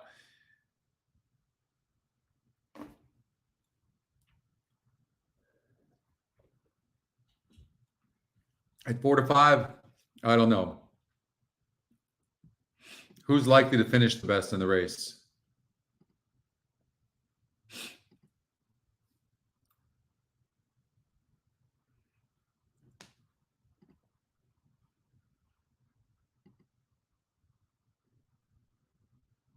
Really, I mean, this horse beat easily a much easier group of horses over at Finger Lakes.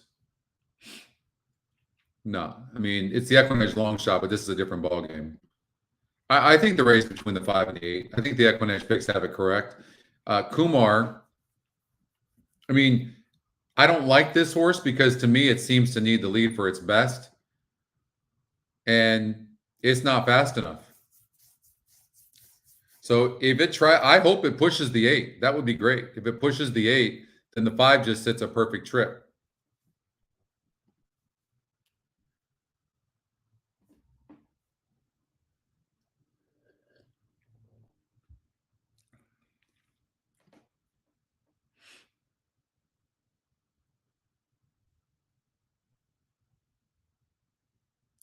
I think that 3 is going to have crazy fast fractions in order to win. I mean, the best this 3 can do is 3rd.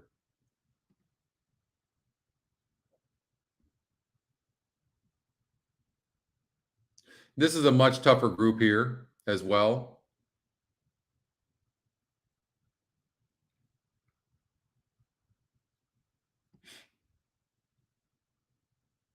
The 8's your single. It's all relevant. I'm rooting for you. So you need the 8. All right. Well, okay. I can't. I don't even want to say anything else on that because I'm not even going to say. Nothing else is coming out of my mouth, but let's root for the 8 for Oldie.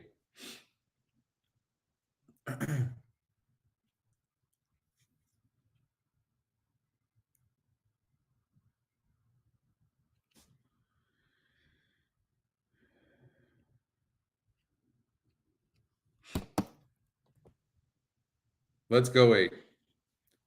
Can we get a let's go 8 chant in the chat room?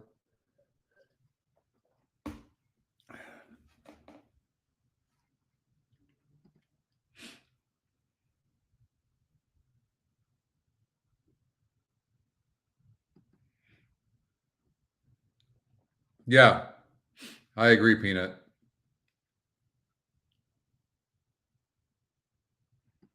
So we need the 1 not to push him.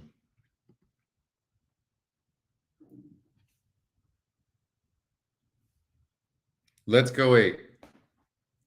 Let's go 8. Let's go 8. We got this. Come on. All right, I feel better. I feel relaxed. I got some food in my belly. Technical issues seem to be done. I feel like we can get on a roll now. The best is yet to come. Waiting now for Magnetron, and it's all relevant.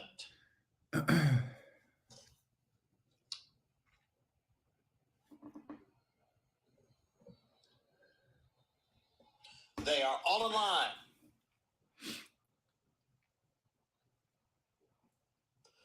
And they're off.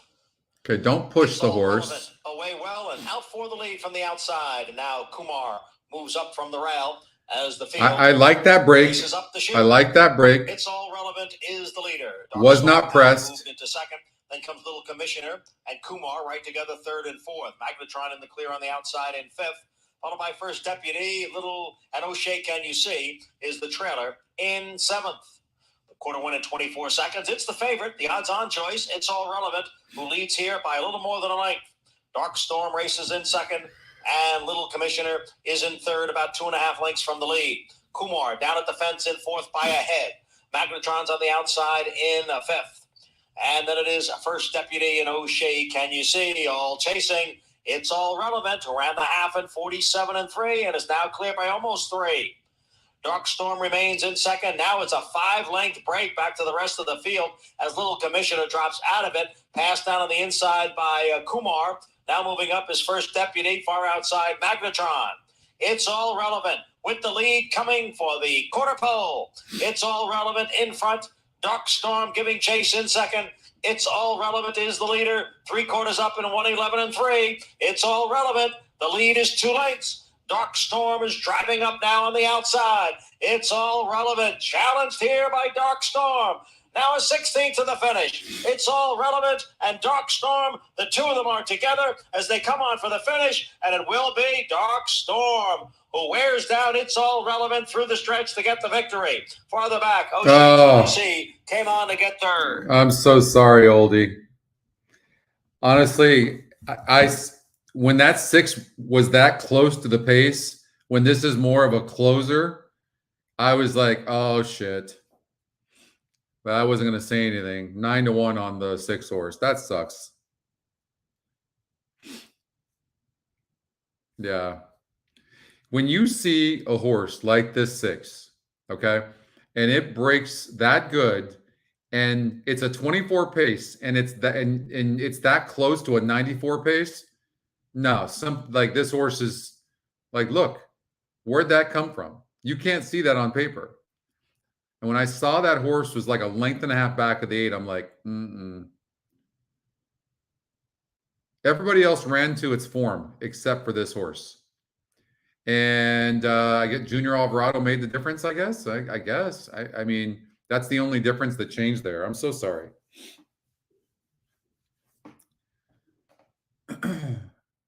That sucks.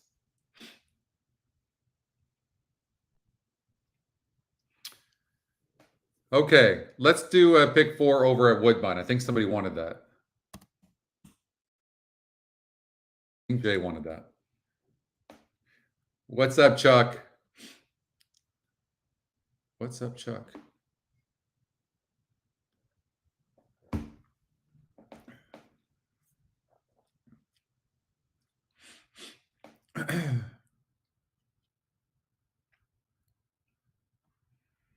So on win percentage wise, you can see that this is a wide open race.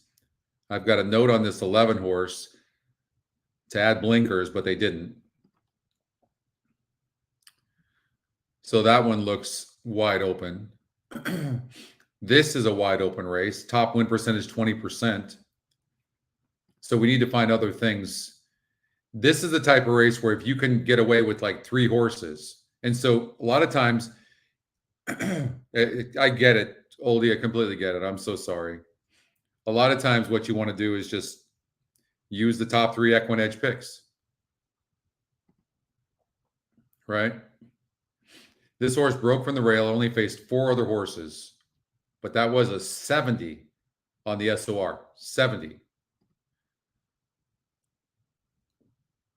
Clearly, the trainer thought highly of this horse to put this horse in a non-graded stakes race.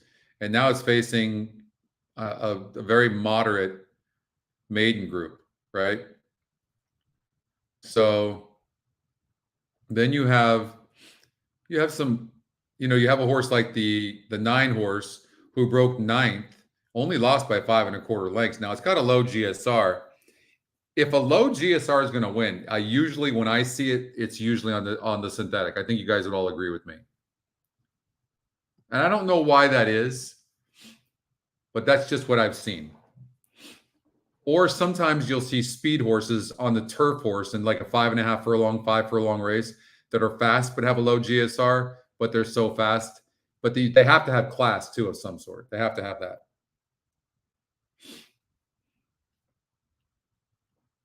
But on paper, this race looks tough. So you want to, I mean, I would imagine this is gonna pay really good.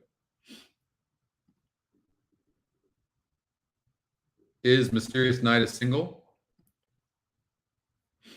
in the Pattison Summer Stakes?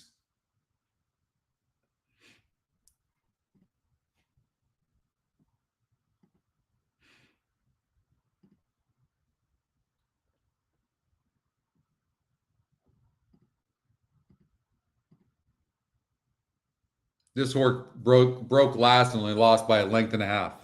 The EquinEdge long shot. Like, I would imagine that maybe this horse can run better.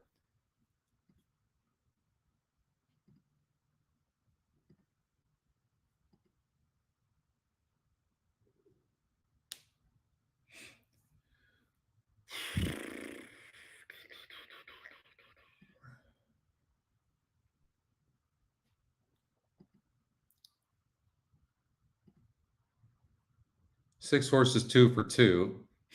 It has no speed. Stretching out.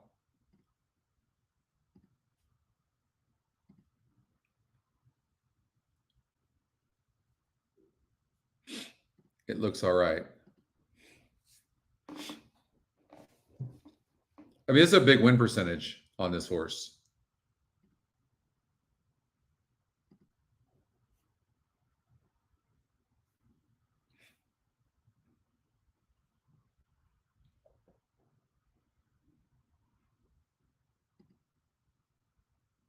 Great breeding too on the one. Look at this GSR. It's an 80.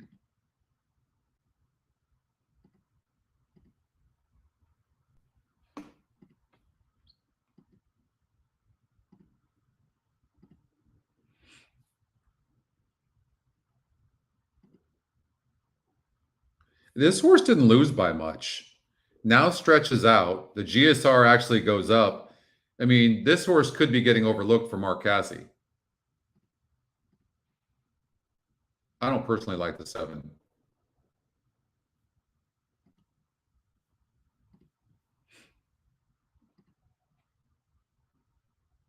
The EquinEdge long shot 7-2. You have a first-time starter here. And you always want to look for like second-time starters, but I would lock that.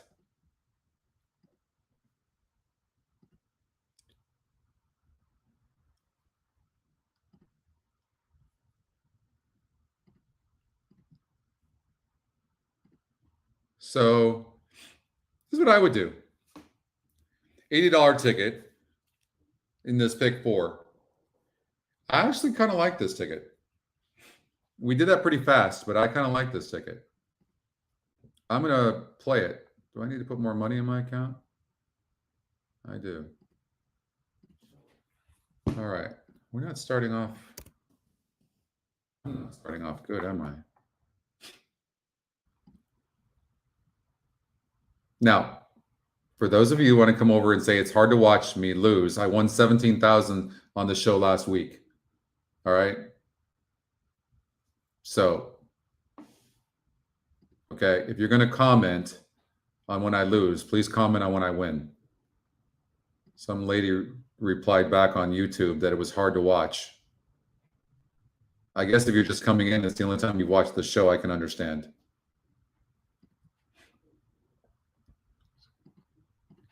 And they're coming forward for a start. This race opens the $100,000 guaranteed pick 4. And So $100,000 guaranteed. There is good support for number 7, Secretary of the Nile, the 9 and Nyquist. They've been toing and froing for favoritism. And then out to the 4 now is A Breeze. They're coming up.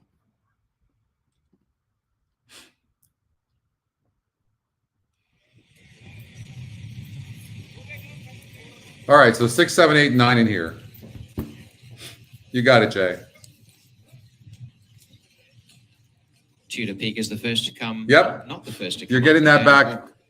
One of them around Look, behind. I am like almost 100% not this week, but next week we're releasing.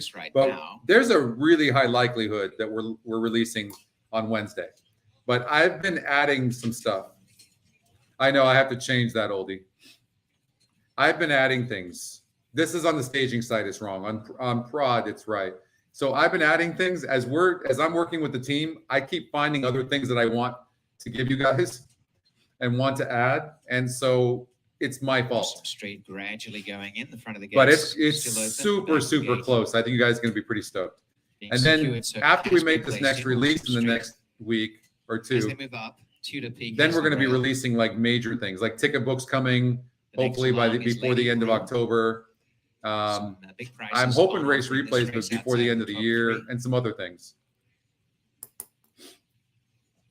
Indy Champagne with the. All right, 6, 7, 8, or 9. Let's see if we can get it home. Made in terms of ownership to Chiefswood Stables Limited. Different barn, Angular 40. Moving along now is A Breeze.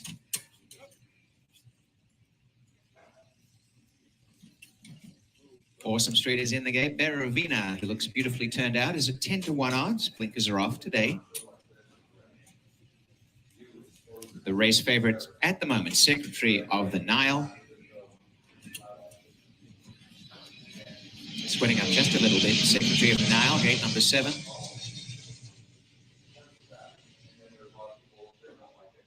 War Woman has gate 8.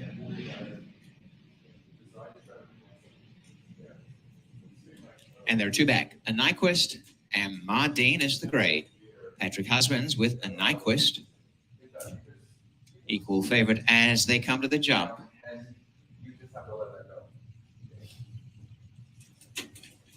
Kazushi Kimura with Mardine outside post position will be the last to load. Okay. We Mardine need comes up. the 6, 7, 8, or 9. Can we get it? Fillies and mares are all in, locked up. And a great start. Getting back a bit there now is A Breeze. Away nicely, a Nyquist, Tudor Peak the inside, and showing up are the Chiefswood horses. A lot of right speed. There in the center, Indy Champagne and And Awesome you Street. don't want to see this. 5 across the track as they The jockey in the 9 at turn, least including realizes he's Secretary of about to the go Nile wide, War Woman. and They the all want a jockey piece on of the the 8 lead. In front, is Tudor going Peak, crazy. however. Lady Brew on the inside is mid-pack, followed by a Nyquist, and Mardine is on the outside, the grey. Back second, last, Beravina, change of tactics, and 2.5 to now as A Breeze is last. Tudor Peak is run out in front. Up the back stretch, and Tudor Peak the leader by a length. 7 is your lukewarm 4-1 favorite. Third on the inside, and in is Indy pace-wise, Awesome Street is on the outer as they settle into that order. the 7, 8, and 9, and over on the outside, like the jockey on the 8 is just pressing on the 7. So we're really not getting the best trip. For the 4 horses we use, we are not getting the best trip. And we have 4 horses. Showing up in front. It is Secretary of the Nile putting the nose clear narrowly over Tudor Peak and War Woman. Right behind them on the inside, Indy Champagne. Awesome Street scrubbed along. Lady Brew on the rail from a Nyquist. Beravina tucked up on the inside of Mardine, and last now as A Breeze. I mean, I'd love for the 6 horse to get through on the rail. It's saving ground. One's toast. Pressure, Tudor Peak trying to run. 3's running. Here comes the 9. 3's somewhat running, but not that much. 9's running really good. 6 is having a horrible trip. Finishing as is Lady Brew, and Beravina from the back is at the tail as they corner Secretary of the Nile. War Woman, and down the outside of Nyquist behind them, Lady Brew and Indy Champagne in the center, and on the outside. And here comes the 2, which we don't want. So now we need to count on this 9. Lady Brew on the inside. Lady Brew takes over narrowly from a Nyquist who's not finishing the job off, and Lady Brew is. Lady Brew on the inside. David Murrow wins a half a length of Nyquist. 4 lengths to Indy Champagne was third, and back in fourth now is.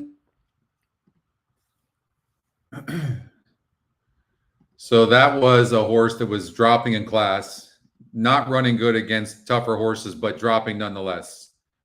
and got the pace. And it's just the way we were calling it as well, because you saw this horse go wide and fly into the lead. You saw the 7 horse doing the same thing. 6 horse then had to check back. And so it's taken our 4 horses. And there's only 1 horse who's getting a decent trip, and that was the 9. And there's just no way. There's no way to account for that. I know, Scott. Thank you. So that's really a drag. That's really a drag. But you have to have racing luck. It's all you. It's just, and we haven't had it.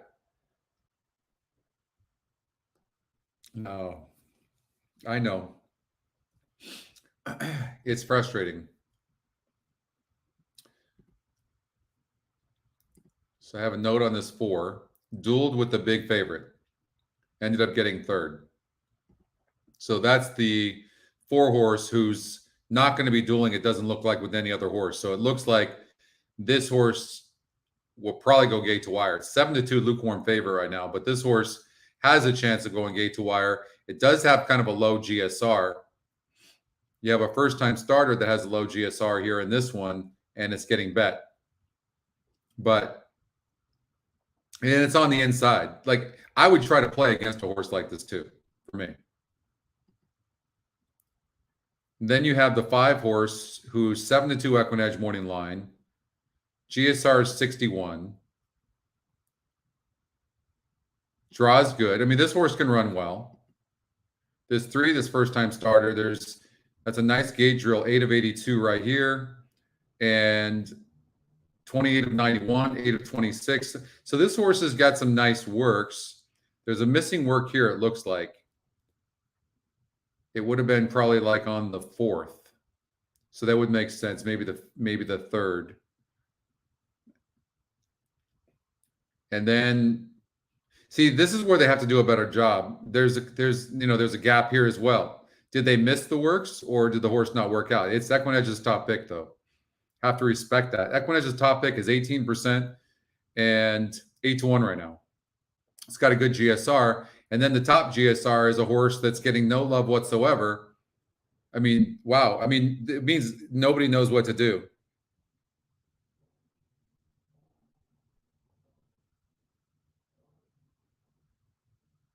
$4,200 people are watching the live stream right now. 4,200 people. Is that for real? That's got to be a mistake, Doug. I hope you're right, but that would be unprecedented. I think the most we've ever had is 700, I think. 4,200? Or are you talking about the Hippica?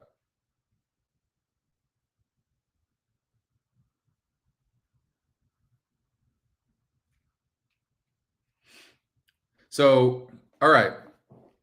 Anyways, we have to have some racing luck here. Look, I think this race is between the 3, 4, 5, and 6.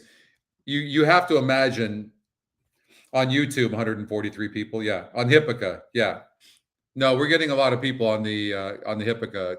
As a matter of fact, we had 7,000 concurrent people watching on Hippica the other day. So, but I think this horse is going to be tough. I've got a note on the horse as well. You know, it dueled with the big favorite and still ran like that. I would imagine this horse is probably going to run a good race. Who's the favorite right now? The 2 horse. The 2 horse has got a low GSR and it's on the inside. It's just not my type of horse, but these workouts aren't bad. And I'm guessing the horse is probably fast, but I don't think it's as fast as the 4. Spanish, yes. We're building a lot of new customers in South America. All right, let's see if we can. We're picking horses, but we're just not getting any racing luck. How many noses have we lost? All right. This is a very interesting horse. The 11 is EquinEdge's second pick, who's 25%, broke 9th. I would imagine But look at this post. The reason I had eliminated initially is because this post does not do well. The 11 post. So that's why I had eliminated it initially. Okay. So something to consider. But this horse broke 9th of 10 horses and only lost by 5.5, and obviously had issues because this horse was put up to 3rd. But it had 108 pounds. Now it gets 118. It was put up to 4th. It gets 118. Hit the gate, 5 wide. Been off since June. That's a tough one.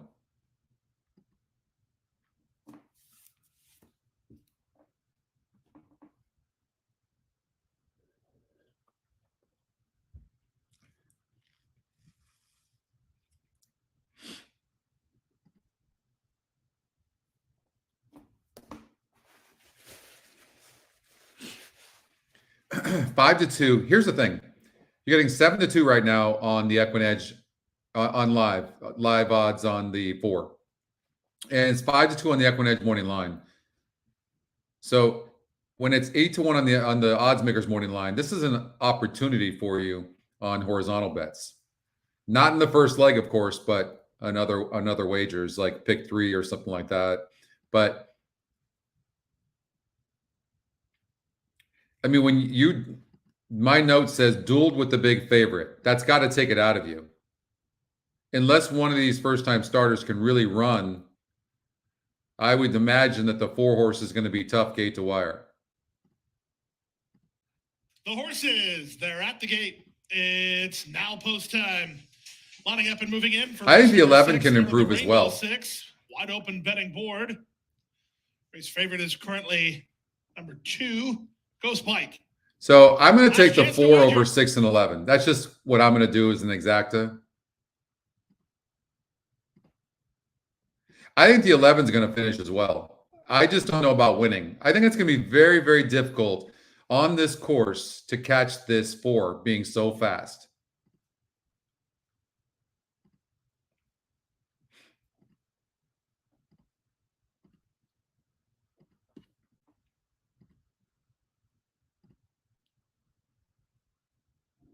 $400,000 is the guarantee in the Rainbow 6. Listen, I might make a mistake here. Move now. It's in the corner of the 4, no name due, but there's tons. But here's the thing: support here. The EquinEdge top pick. The 11 Adios Papa But I want you to remember, whether this 3 runs good or not, it's the EquinEdge top pick for a reason.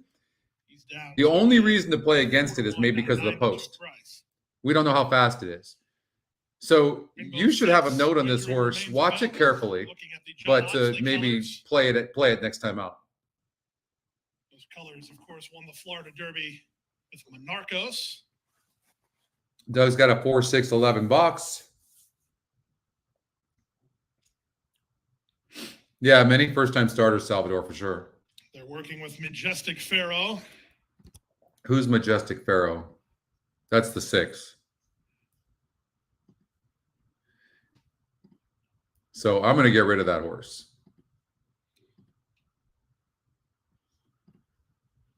3 to 1, no name dude. 7 to 2, Ghost Bike. Big Save is 5 to 1. For sure, do a 4-11. That horse was 20 to 1 on the morning line. We had the horse at 8. And there's a lot of there's 10 horses in here. So to have that 3 post is no bueno. Like maybe take a horse like this 5 could be in the money. Maybe even the 12, a second-time starter who broke from the rail. This horse can improve. But I'm not going to lose.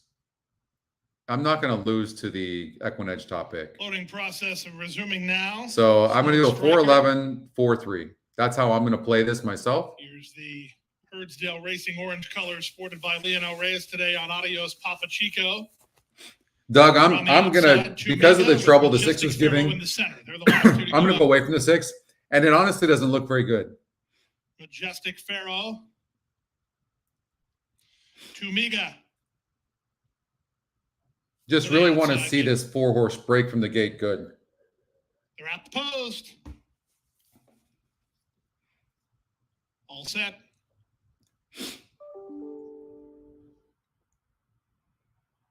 Rainbow's 6th time in South Florida. And they're off. Adios, Papa Chico wins the break and fires forward, but immediately taken on by No Name Dude, who now rushes on to take over the lead. Mauna Kea Bound is racing into a top flight up on the outside. Hey, Troy. That's Kikete, who was away in traffic, looking for some place to go. Majestic You like the Pharaoh. one horse at Big Woodbine? Save is toward the Which back of the race? group while fighting the kickback. Then Tumiga and Ghost Bike is last of all as they make their way to the final half mile. No Name Dude has the lead, a length and a quarter. Adios Papa Chico is there second, 2.5 back to Kere. He races into third now. At the rail in fourth, Intrusive God. Then it's a gap of 3 to Majestic Pharaoh and Mauna Kea Bound. Big Save tries to rally well about 7 lengths off the speed. He's improving with an inside lane. Then Smart Striker and Tumiga as they run to the top of the stretch. Up front, the leader is No Name Dude, taken on now by the outside horse Adios Papa Chico. He's running home now. Back to third and inside. That's Big Save. 3/16 to go. No Name Dude has the lead. Adios Papa Chico takes aim on the outside second. These two have it to themselves. No Name Dude still has the lead. On the outside, Adios Papa Chico starts to gain when he needs to. This is going to get close. In the front end, it's No Name Dude who held on to the lead. No Name Dude by half a length. 4-11-3. We could have done the trifecta there, but we had the 3 horses there. 4 goes gate to wire. 11 gets second. That 3 horse came up. Remember that 3 horse, though. Remember that 3 horse. I told you that post position was no bueno. The horse was in between horses, and that might not be something that you'll see next time. So you just, as far as when the horse runs, there won't be any indication. You'll just see the horse got up for third. So not a great trip from the inside.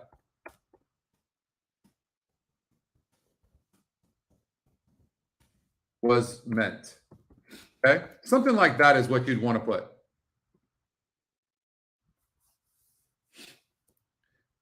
EquinEdge long shot gets the win.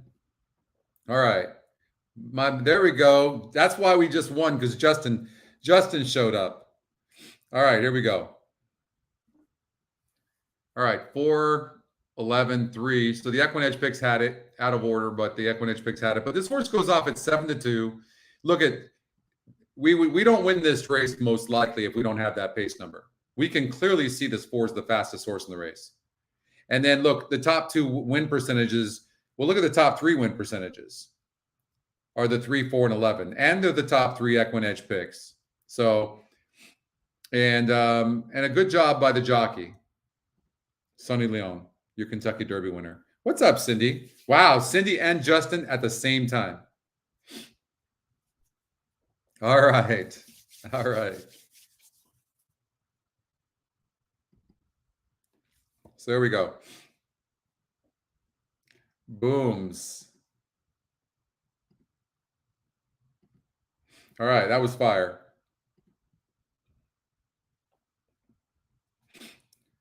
Thank you, Doug.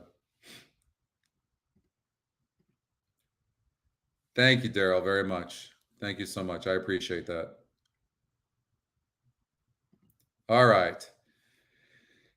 It's been rough beginning with all the technical issues and then the nose losses.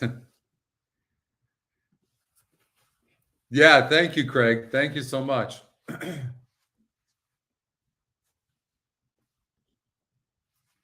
Thank you very much. I'm just happy to have the booms back. Listen, what carries me is you guys, but I understand that I carry you as well. So it's a partnership that we have together, right?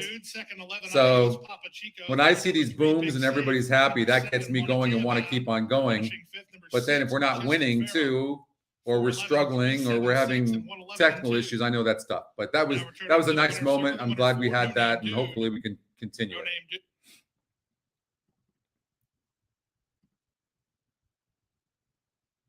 You guys won't let the Scotty long shot go. I got to tell you, thanks, Joe. I kind of like that. Thank you, Michael. My man, Anthony. I like that, though. But it was confusing people. They just didn't understand why I was going away from my picks. So we had to change it to EquinEdge picks. But it'll always, to those of us been doing it a long time, the Scotty picks will always have a meaning. So I appreciate that. You had to try, Richard? Nice. All right.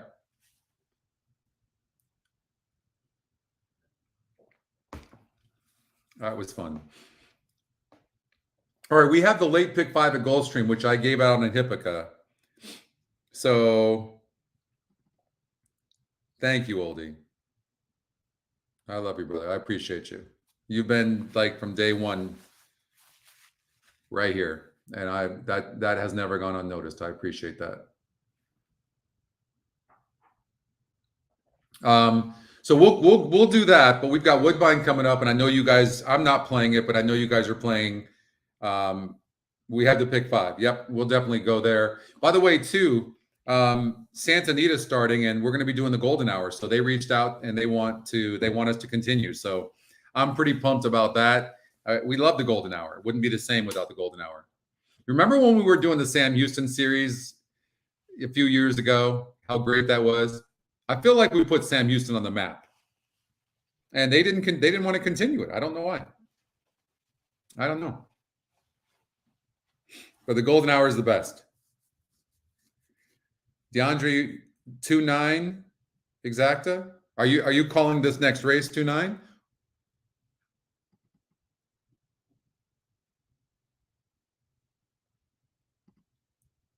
Oh no. So let's see. You had that? Is that what you're saying? Oh.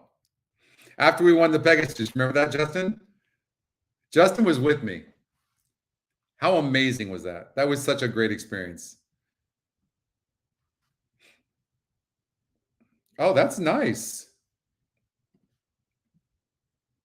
It won already. That's actually a nice hit. That's at $65 exacta. I mean, look at that race on paper with the win percentages. It's just so wide open.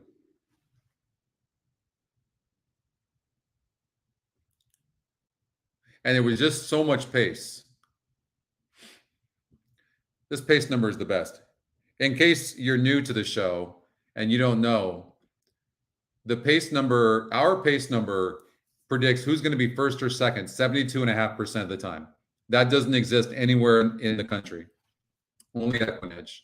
It's such an amazing algorithm, and that pace can show you how a race is going to play out and maybe use some of the horses to close.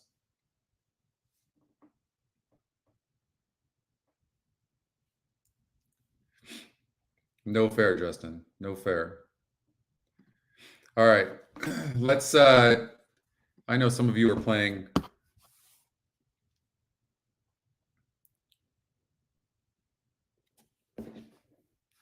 Let's see what we can do here at Belmont. Oh, excuse me.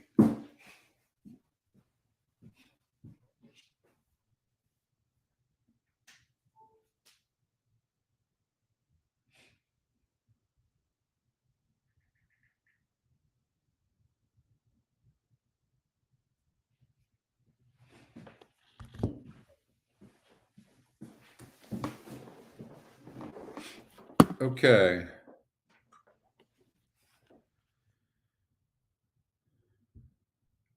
I already took off. And what are you guys rooting for? Anybody rooting for something? Oh, it's already over. 7 cut off the 6. But it doesn't look like the 7's going to hold on anyways. Looks like the horse. Wow, look at that 3 horse. Top EquinEdge pick.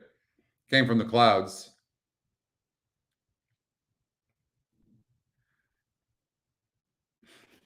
I don't know what the 7 did or what his placement is, but the 7's going to get disqualified most likely. But the EquinEdge top pick won. 52% goes off at 4 to 5. Okay, let's see what that exacta 11, 311. Whoa! Are you kidding? You guys see that? That $200 exacta, 411 at Gulfstream Park, paid me $4,620. That was sick. Did anybody hit? What's up, Fred? Did anybody hit that? Look at that. Now we're profitable. How incredible was that? I did not see that coming.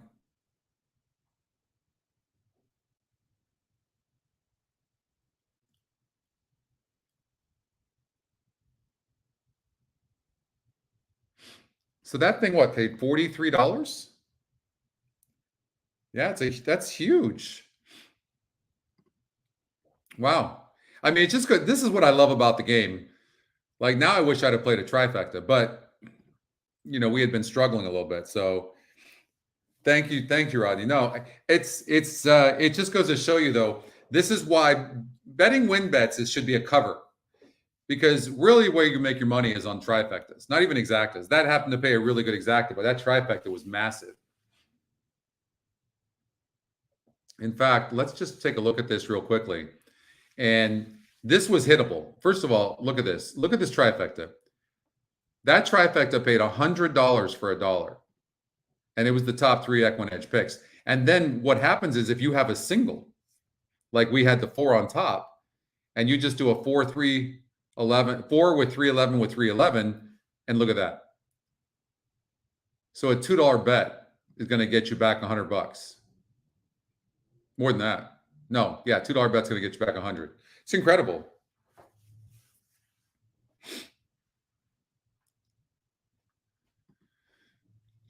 Wow. All right, well, we'll take that. See, the reason I bet this horse, the reason I bet the win was not, so you can see here, I bet 200 to win on the 4, was just in case the 11 or the 3 didn't get second. The truth is, like, what I wish I would have done is, can you imagine if I would have done a $100 trifecta, 4 over 311, 311 here instead of that exacta? But that's easy to say after the fact. But I did have a feeling that the 3's post was going to be hard for the horse. $23. That's right.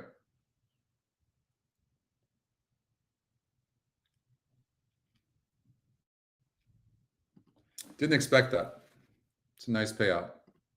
How many, if you just did what I did there with the exactas, so if you control your betting properly, how much money would you be up? I mean, how many races would I have to lose if I just did the exact same thing, the exacta, right? So if you stay consistent on your wagering, you're going to win your fair share, you're going to lose. And we've had probably 3 or 4 bad beats already.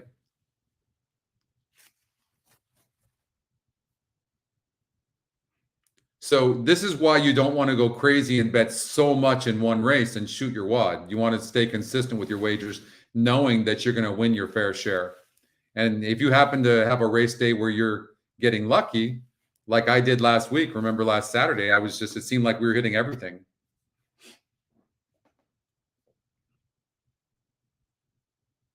So a lot of people, what they'll do, and I did this when I was in my career and I was young, I would win this money, right? Like this $5,000. And then what I would do is I would go crazy and bet and spend more. The truth is you should be spending the same amount of money per race that you always spend. Okay. It shouldn't change.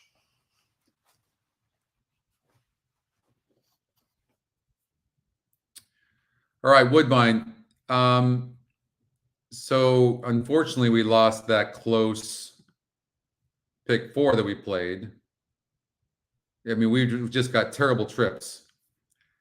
So, but we were using 2, 4, 8, 11.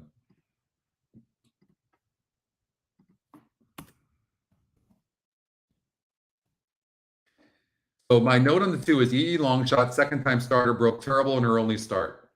So that's the 2. And that's the EquinEdge long shot. We've seen this before, right? Broke 8th and didn't run bad. Now jumps on turf, and let's look at the breeding on the GSR. Arguably, it's probably a little bit better on the turf. The 11 horse, not that I'm a trainer, but I put that this horse, they should add blinkers to this horse. But it's your favorite right now. Oh, nice hit, Richard. That is awesome. So happy for you.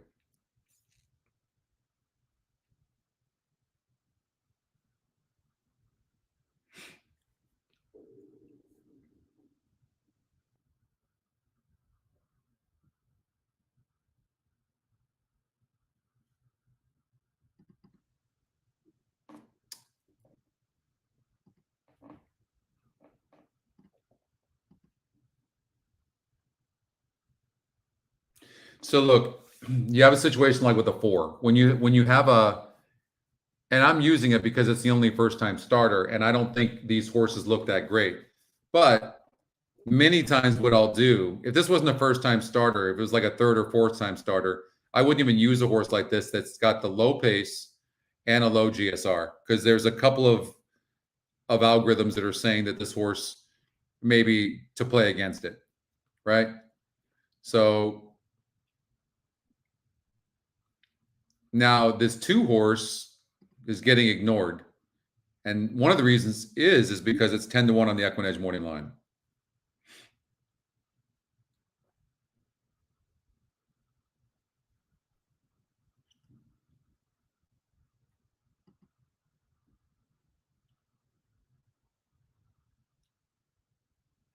Let's look at the 8 horse. EquinEdge's second pick has broke middle of the pack both times, jumping on turf for the first time. Was 6 to 7 wide, the trouble line says. Contreras jumps aboard. Kimura goes to the 2. Now, did he get taken off or did he go to the 2? Well, I mean, he's one of the top jockeys up there. I'm not necessarily a fan of his, but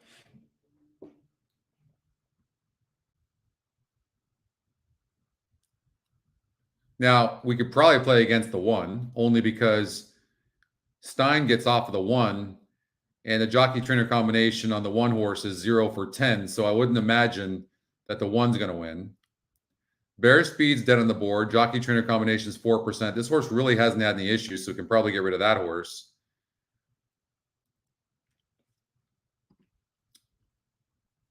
This horse, what's interesting about this horse has been going off at big odds, and then now is 4 to 1 on the EquinEdge morning line. But what's happening is this horse is getting bet down. Now here, it broke from the rail, didn't have a great trip. I don't like this horse to win, but I think the 5 horse could be in the money, could definitely improve.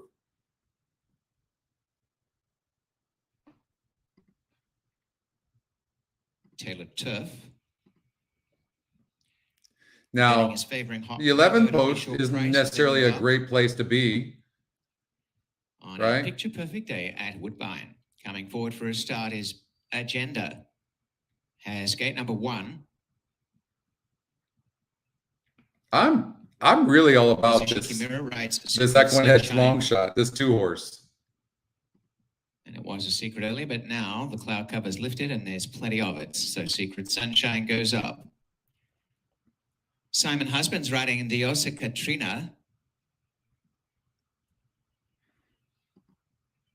Queen's Image. I'm sure there'll be some sentimental money on this run. I'm not going to bet Queen's this race, Image you guys, up. but because I'm not exactly sure in this race. But I think the 2 horse can be in the money for sure, and you're getting some good odds. Fast and Sexy for the Barnum. Eddie Catrian, who's had a nice. You're getting 9 to 1. This is one of those horses you could play to be 1st, 2nd, and 3rd, right? Fast and Sexy has gone in. Blonde Dynamo, gate number 6, as they move in well now. As more than half the field has 4, come 5, up. 8, 11. Gal for TJ. So I would do maybe something like this. Sensational Sarah. 4, 5, 8, 11 Bear with the Speed. 2. Gate 9. Outside gate for Hot Cargo, the favorite comes up, looks well. Moves to the line now. Hot Cargo. Something like that. And then just in Field case, is all in and locked up. as a cover, you would put the 2 to win, And they're off. What a which I perfect didn't start. get in. And one of the best into stride is Bear Speed. Hot Cargo bore out a bit from the outside gate. So Going I'm rooting for the the 2 horse Sensational Sarah. Hot to be Cargo goes 2nd or zipping up 3rd. on the outside under a tight rein nonetheless. Fast and Sexy the rail. And being Fast wide and is not Sexy's the place gone to the be front. here. From Hot Cargo For the sure. outside, the center, Sensational Sarah. Diosa Katrina right behind them. So I don't necessarily think the 2 is getting a bad trip at all. The center. A length and a half away is Secret I mean, Sunshine. certainly Followed by rather have the Bear horse on the Speed, and lead, second last, but you Agenda. can see the jockey on the early 2 trailer is cruising. Queen's Image racing away from And the them. 11 Fast and is Sexy got out now to lead wide by on the almost 2 turn. lengths. 7's In second, definitely Sensational wide. Sarah. A neck away, 6 is in Hot Cargo. between horses. 3's having a really bad trip. Really, you got to catch the 5, and then the 2 horse is going to come late. That's what I see. Bear Speed, Agenda, and Queen's Image, fast and sexy in front. A wide trip for Hot Cargo, Sensational Sarah the center as they come for the home stretch, and fast and sexy in front by a length to Hot Cargo, looming now. Hot Cargo ranges up, hasn't really spent a penny in terms of energy and has come to the lead with on the inside fast and sexy. Sensational Sarah battling away in third, the rest are well behind. So 2's not going to get there. 11 horse Hot Cargo, plenty the best. Holding fast and sexy. Sensational Sarah. 2 really no excuses. I mean, we had the horses, but the 2 just didn't do its job. So 11's not changing leads, and it's going to be 11, 5, and 8. So we had the horses, just 2 didn't run for us. And we only needed it to get second or third. We didn't even need it to do anything else.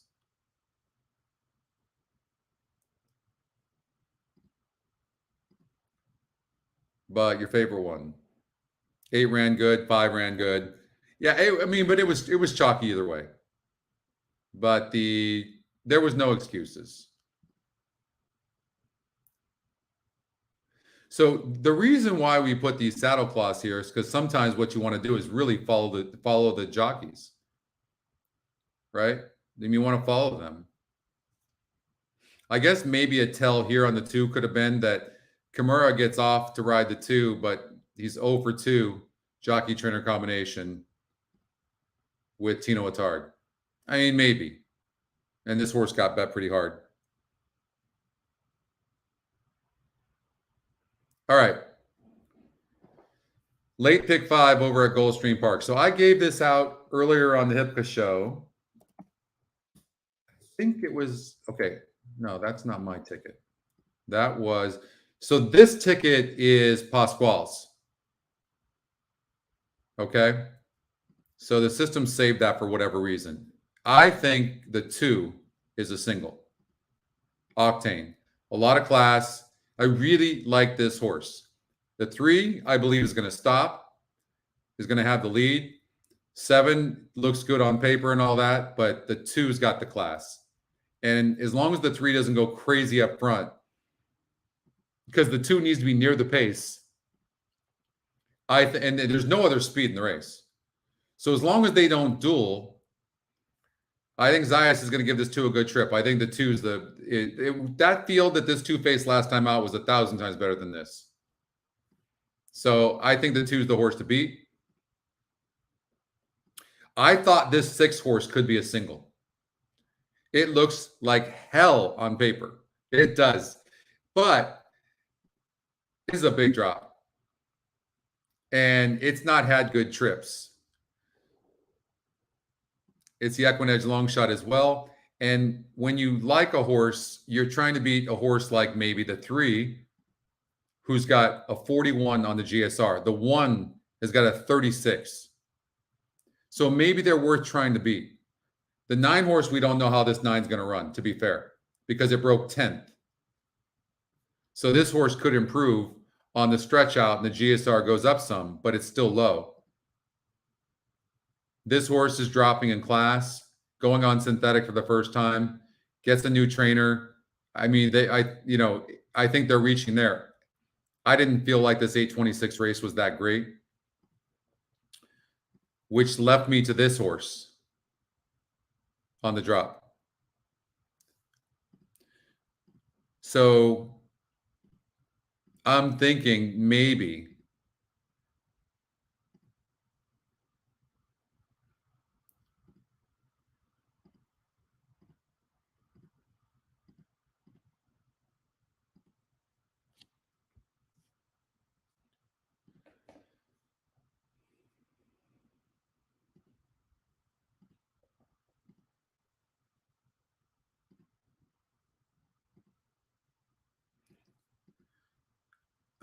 so I thought this race could be more wide open. Now, I'm going to recommend this, knowing that this 8 can win this race pretty easily. But he does draw wide, doesn't have much speed. I thought this 5 horse, Vasquez gets on, I thought this 5 could really improve. The 1 horse gets 110 pounds and a new trainer, and the 4 jumps 11 GSR points.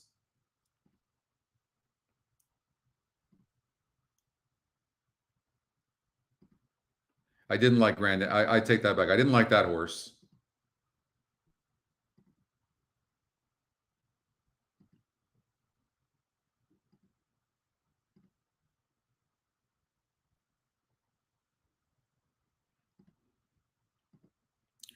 So I think, look at, I think we can narrow this down to a $72 ticket. And if we can beat this favorite here, and if you really don't want to play that big of a ticket, honestly, like do something like this, as crazy as it sounds. Go like this.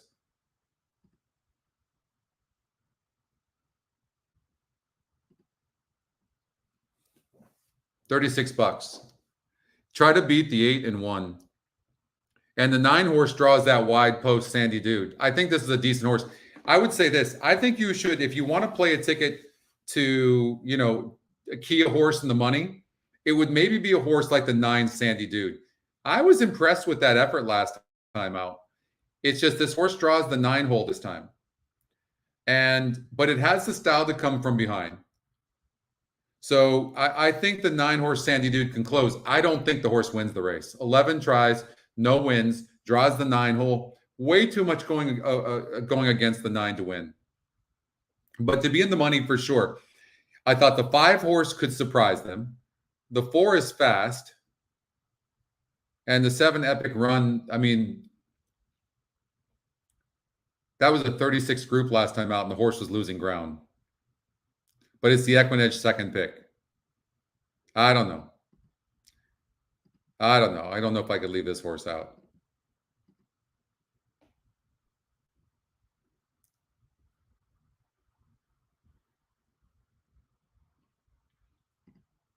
But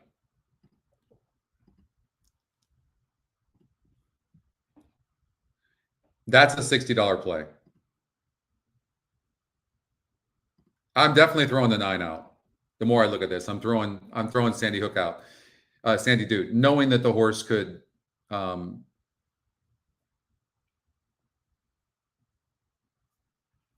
come from behind. Late pick 5 is up next at Gulfstream, the 7th race, 1 minute away.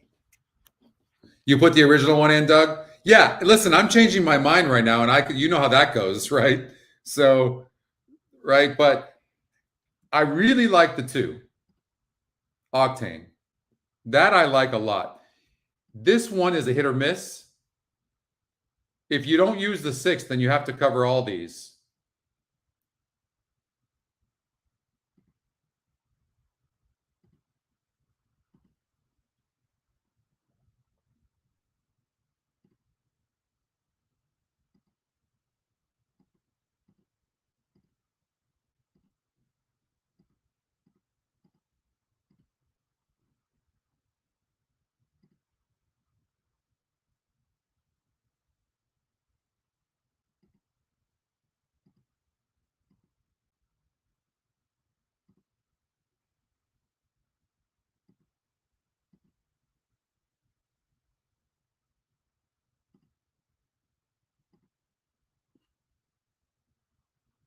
The horses are at the gate.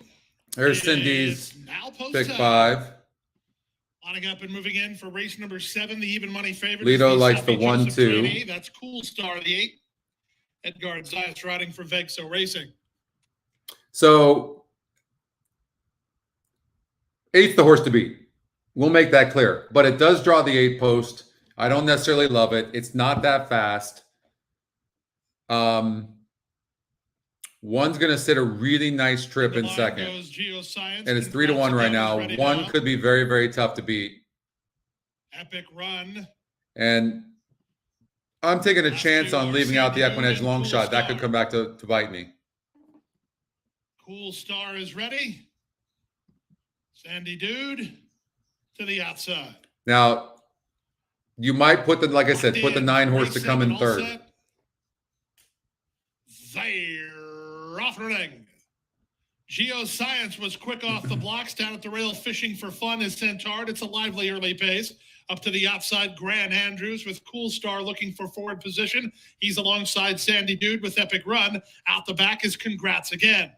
Out of the chute onto the main track, Fishing for Fun with a pace partner in Geoscience on the outside. Grant Andrews is an in-hand third, Cool Star on the outside fourth. Sandy Dude is up to fifth, held up in traffic a bit as Epic Run. Improving while under a stronghold is Congrats Again as the pace is slowed noticeably mid-race. They go to the half-mile point, Fishing for Fun, and Jaime Torres bidding for a double. So horribly, very, very slow pace. In second. Edgar Zayas in the clear and 3 wide on Cool Star from third. Grant Andrews kept close to the action while racing in fourth. Epic Run is next ahead of Sandy Dude. Out the back is Congrats Again. Around the far turn they go. 48 seconds for the opening half mile. Fishing for Fun. Two's not having a very good trip at all. Star, which turns 3 wide. Sandy for the Dude ticket is is good. And Sandy Hook is benefiting from this very slow pace. Patiently handled toward the inside. Reyes working on finding some place to go. Plenty of chances. I am not now. liking this right now at all with this 9 being so close. In front after 3 quarters and 1:12 and 3. On the outside, Sandy Dude continues to charge at him. Grant Andrews Need this 7. Come on, 7. One time. Down the center, an Epic Run. One time. Epic Run charging at Sandy Dude with Cool Star and one time. Grant Andrews oh, at the inside. No. Grant Andrews won it.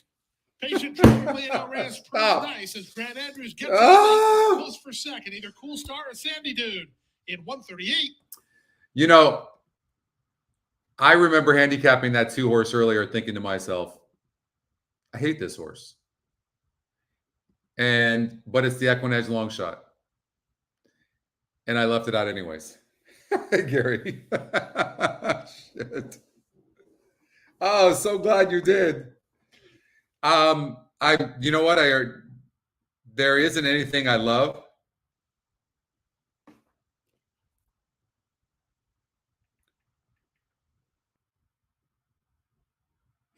I hate getting knocked out in the first leg.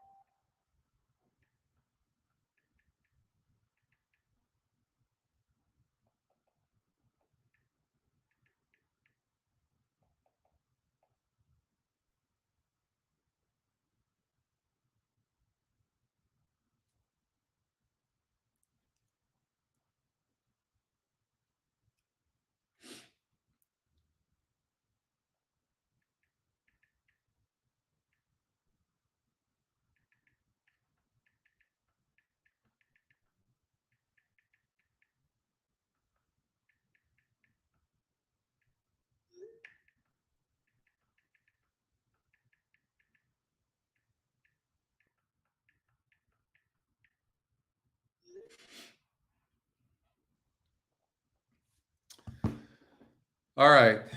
Kind of called it too. Kind of knew that was about to happen, didn't we?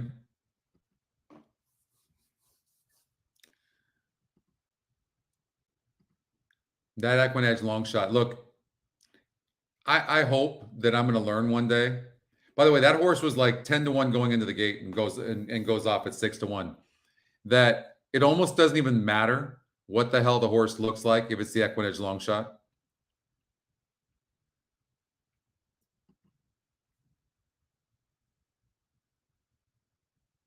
Doesn't even matter.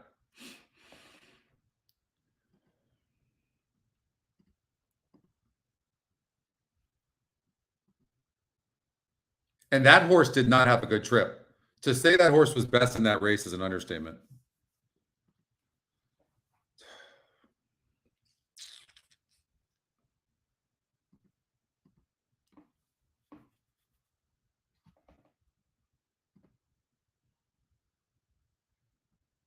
All right, so we have a first-time starter in a colt who's the second EquinEdge pick. It's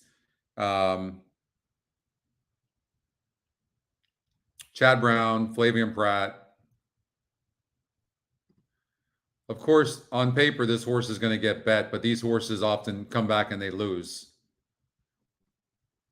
This is a nice post position for the 7. I'm going to guess the 7 can run over at Belmont.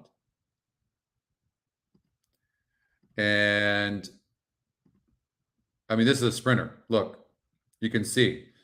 There's a high likelihood this horse comes out running.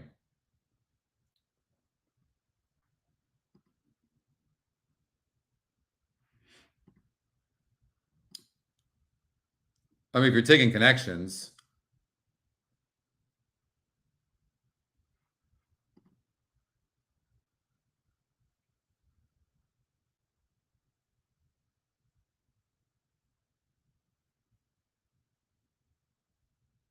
you know, this 2-horse, by the way, there appears to be decent horses in here, but this 2-horse, I remember thinking in that race, this horse had a look, and it hit the gate and got tired. So I would, you know, maybe give that horse a look.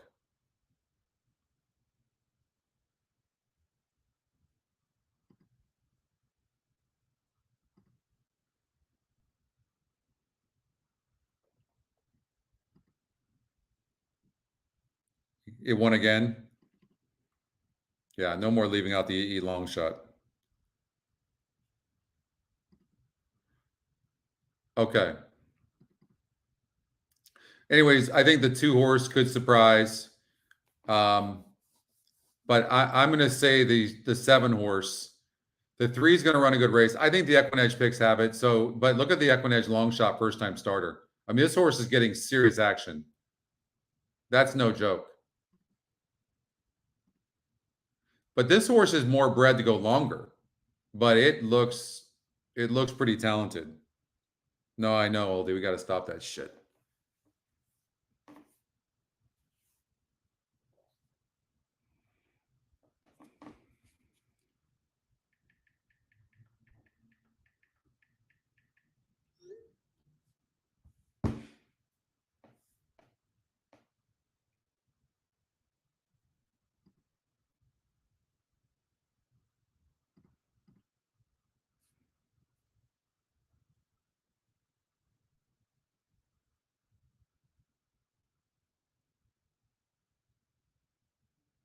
Interesting race at Belmont, right?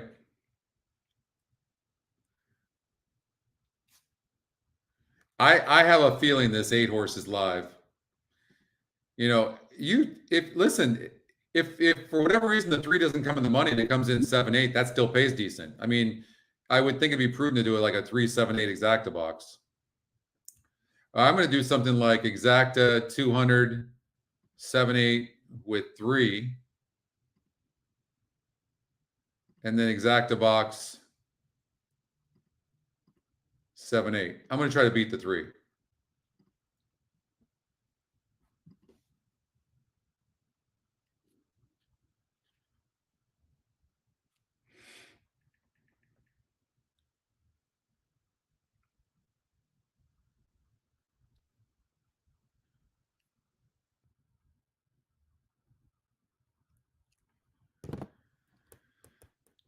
All right, there goes the 1 into the gate. This begins the pick 6 at Belmont.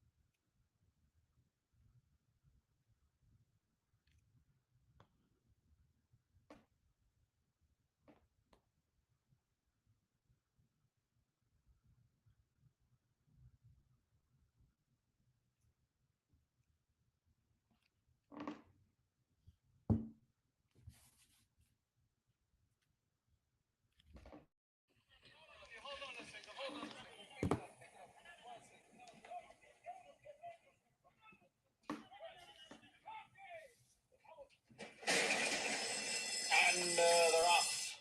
Spun Special going out for the lead with Royal Puppy, and the 2 of them hook up early here. They're right together. The favorite Padma is in between horses. Down at the rail is Bella Michelle. Now moving up on the outside is a Colt, along with Candy Strike, who is widest of all.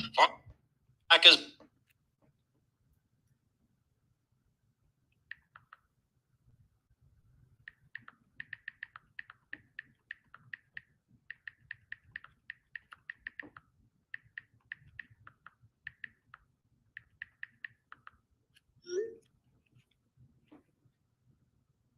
They remain right together, but now a Colt is gaining on the outside. Three of them across. Padma is in behind horses and will lead a way through as they come off the turn and into the stretch. It is still Royal Poppy and Spun Special. Room now for Padma, who is in third and gaining ground with an eighth of a mile to the finish. Royal Poppy, Padma on the outside, and Spun Special is down at the Wow, how good was that three? A 16th to the finish, and now Padma has taken over, and Padma draws away at the end, and she 3-6-4 by 3.5 lengths.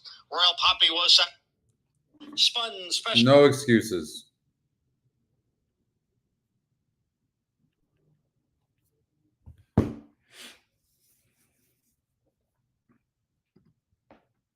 All right, let's get out to Woodbine. You got the 3-6. Nice play, Jesse.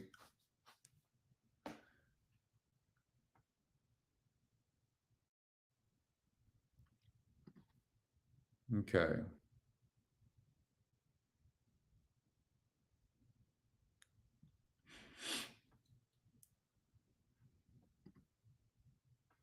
Sixth race.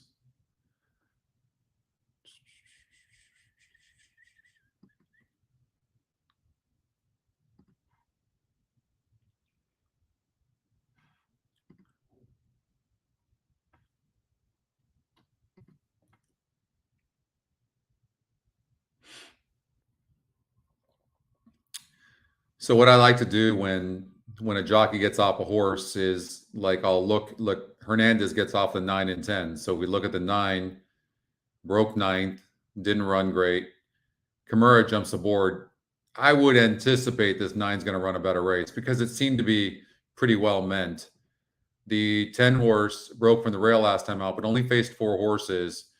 And there's no guarantees that this horse is gonna win. But it is the top EquinEdge pick, and it does get off of the rail. But I would have expected it to run a better race than that.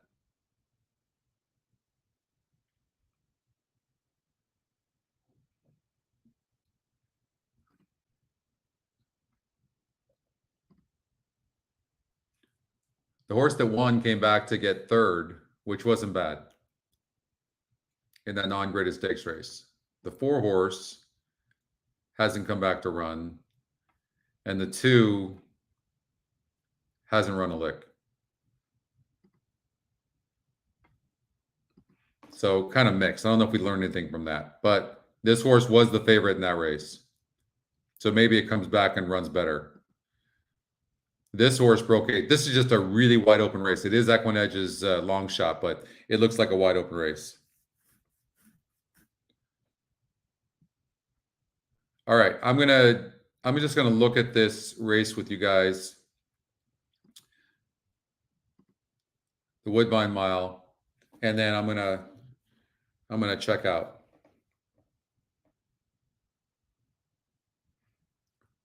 All right, so Ivar, this horse, 72 SOR.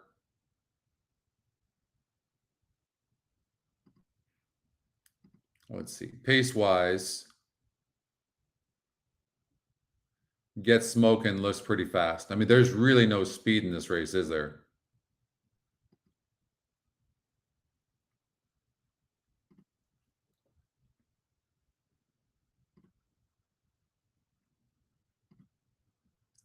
No, I take that back. So the 10's fast, Town Cruise. Jockey trainer combination, 43%. This horse clearly needs the lead, and it's going to be all out to get the lead. That hurts the 8 horse as well, who needs the lead. So you can see the 8 and the 10 dueling. The 1 horse, another one, doesn't seem fast enough, but is very fast and will be gunning for the lead. 9 horse, same type of thing. So now what we're doing is we're looking to see, we're going to get rid of the 10, get rid of the 8, get rid of the 1, get rid of the 9. And we're going to start looking as how the pace is what's going to happen with the pace. So you can see kind of the next in line is the 5 and 6 for the trip, and they seem to have class.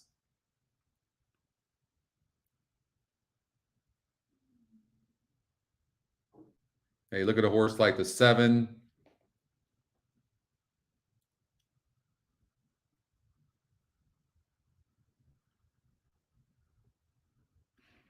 I don't think so. Chuck loves the 3, 20%, Manny Franco. And this horse won last time out in the grade 2, Dance Smartly. And let's see here.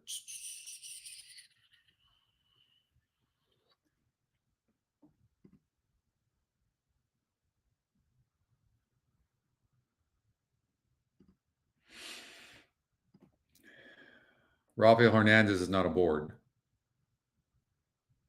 Manny Franco is on. He will. Absolutely, Oldie. I would agree with you. Going to be sitting in the garden spot. You can see by what we just did there, sitting a really, really good trip. And you've got Ivar, which I think some of you have said you like. And this horse came from behind, first off the layoff against a group over at Indiana. I don't know that I like Ivar.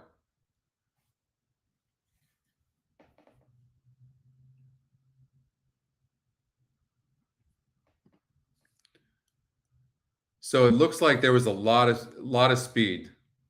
Yep.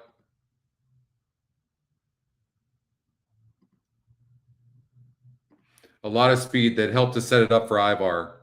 And that was a much easier group. Like when you take like the 5-horse cavalry charge, I mean, this horse is not all that much, right?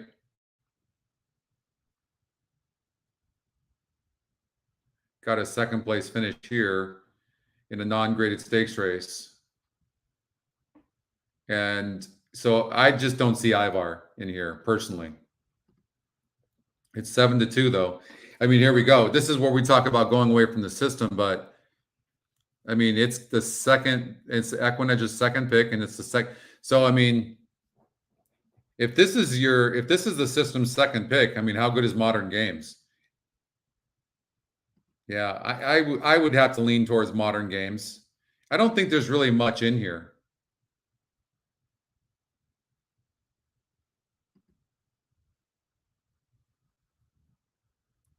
Yeah, I agree with you. Very weak field. I mean, look at this horse. This isn't a bad horse. In the grade 2. This horse came back to not run very good.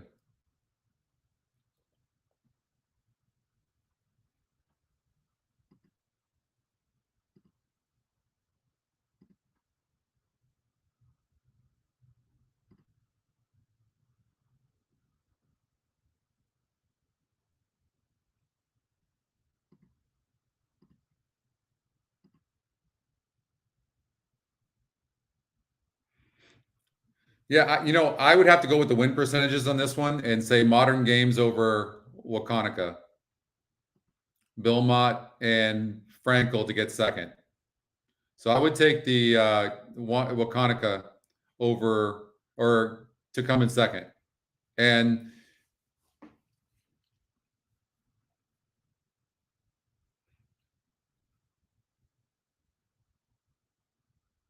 the only thing I will say, I think that, you might want to box this or use both horses, because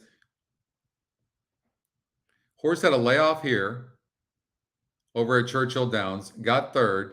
That was an 80 SOR, then an 82 SOR in that grade 1 race and got second. Who did he get second against? I mean, Regal Glory, 1.84 million. Okay, so if you look from that perspective, I would like the 3 and the 5. I would like the 3 and the 5. All right, let's get out the Woodbine race number 6. They're going into the gate, and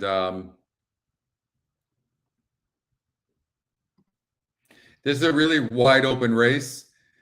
I would maybe give the 12 horse just a little bit of a look, but I do think the 3 is going to run a better race. So would maybe lean towards the 3 and the 12. I'm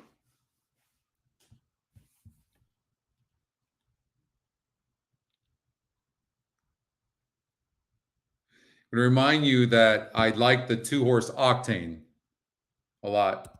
This is going to be my last order here, but over at Gulfstream Park in the in race number 10. I think this horse is going to sit off the 3. This was my best bet of the day. Hopefully we get some odds on it, but that's the horse I like.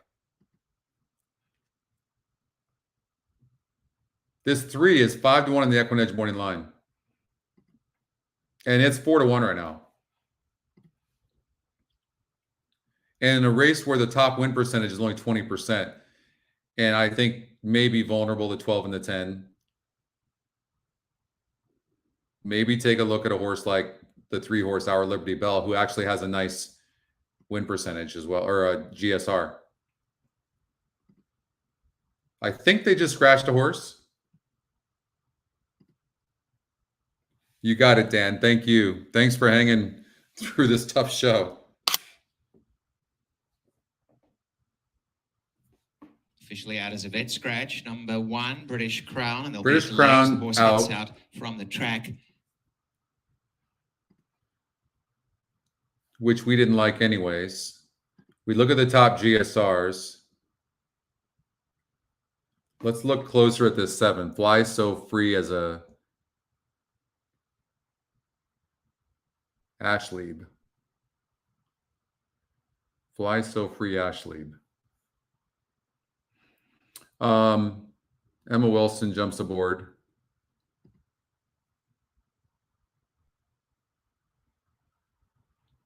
Back on the synthetic. I will say this about the 7. Look at that GSR jump back to 70 or up to 70. Clearly this horse is one of the synthetics. So maybe we got to look at the 7 horse actually. That might be a nice find right there. Our Liberty Bell as well going on the synthetic for the first time. You know, maybe we're looking at 7-3 here. This horse goes up in GSR. Maybe we should just take the top 3 GSRs, 3, 5, 7. I'll do that as the last bet with you guys.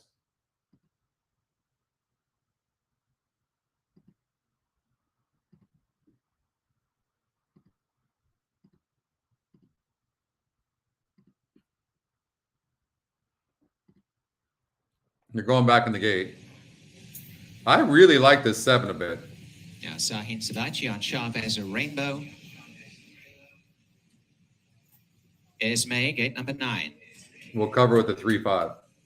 All right. Let's see what happens.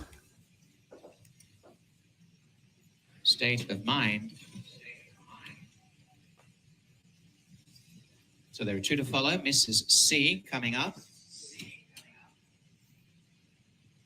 And the stablemate is Jumpin' Junie to the outside gate for Rafael Hernandez.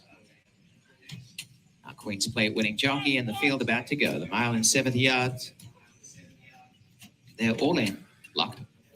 And they're off, and one of the best out is Our Liberty Bell on the inside from Bijou Baby. Making a beeline towards the center of the track is Jumpin' Junie, and also the stablemate, Mrs. C. Racing Handy as sharp as a rainbow as they go into the first turn. And out in front on the outside, Jumpin' Junie takes it up to Our Liberty Bell. A length and a half, Mrs. C, Bijou Baby, and on the inside, Merida Men from Sharp as a Rainbow. In behind them, State of Mind, Esme on the inside improving. A couple to Fly So Free, Ashley B, Bedazzle Me, and 4 or 5 away last is Flat Out Angel.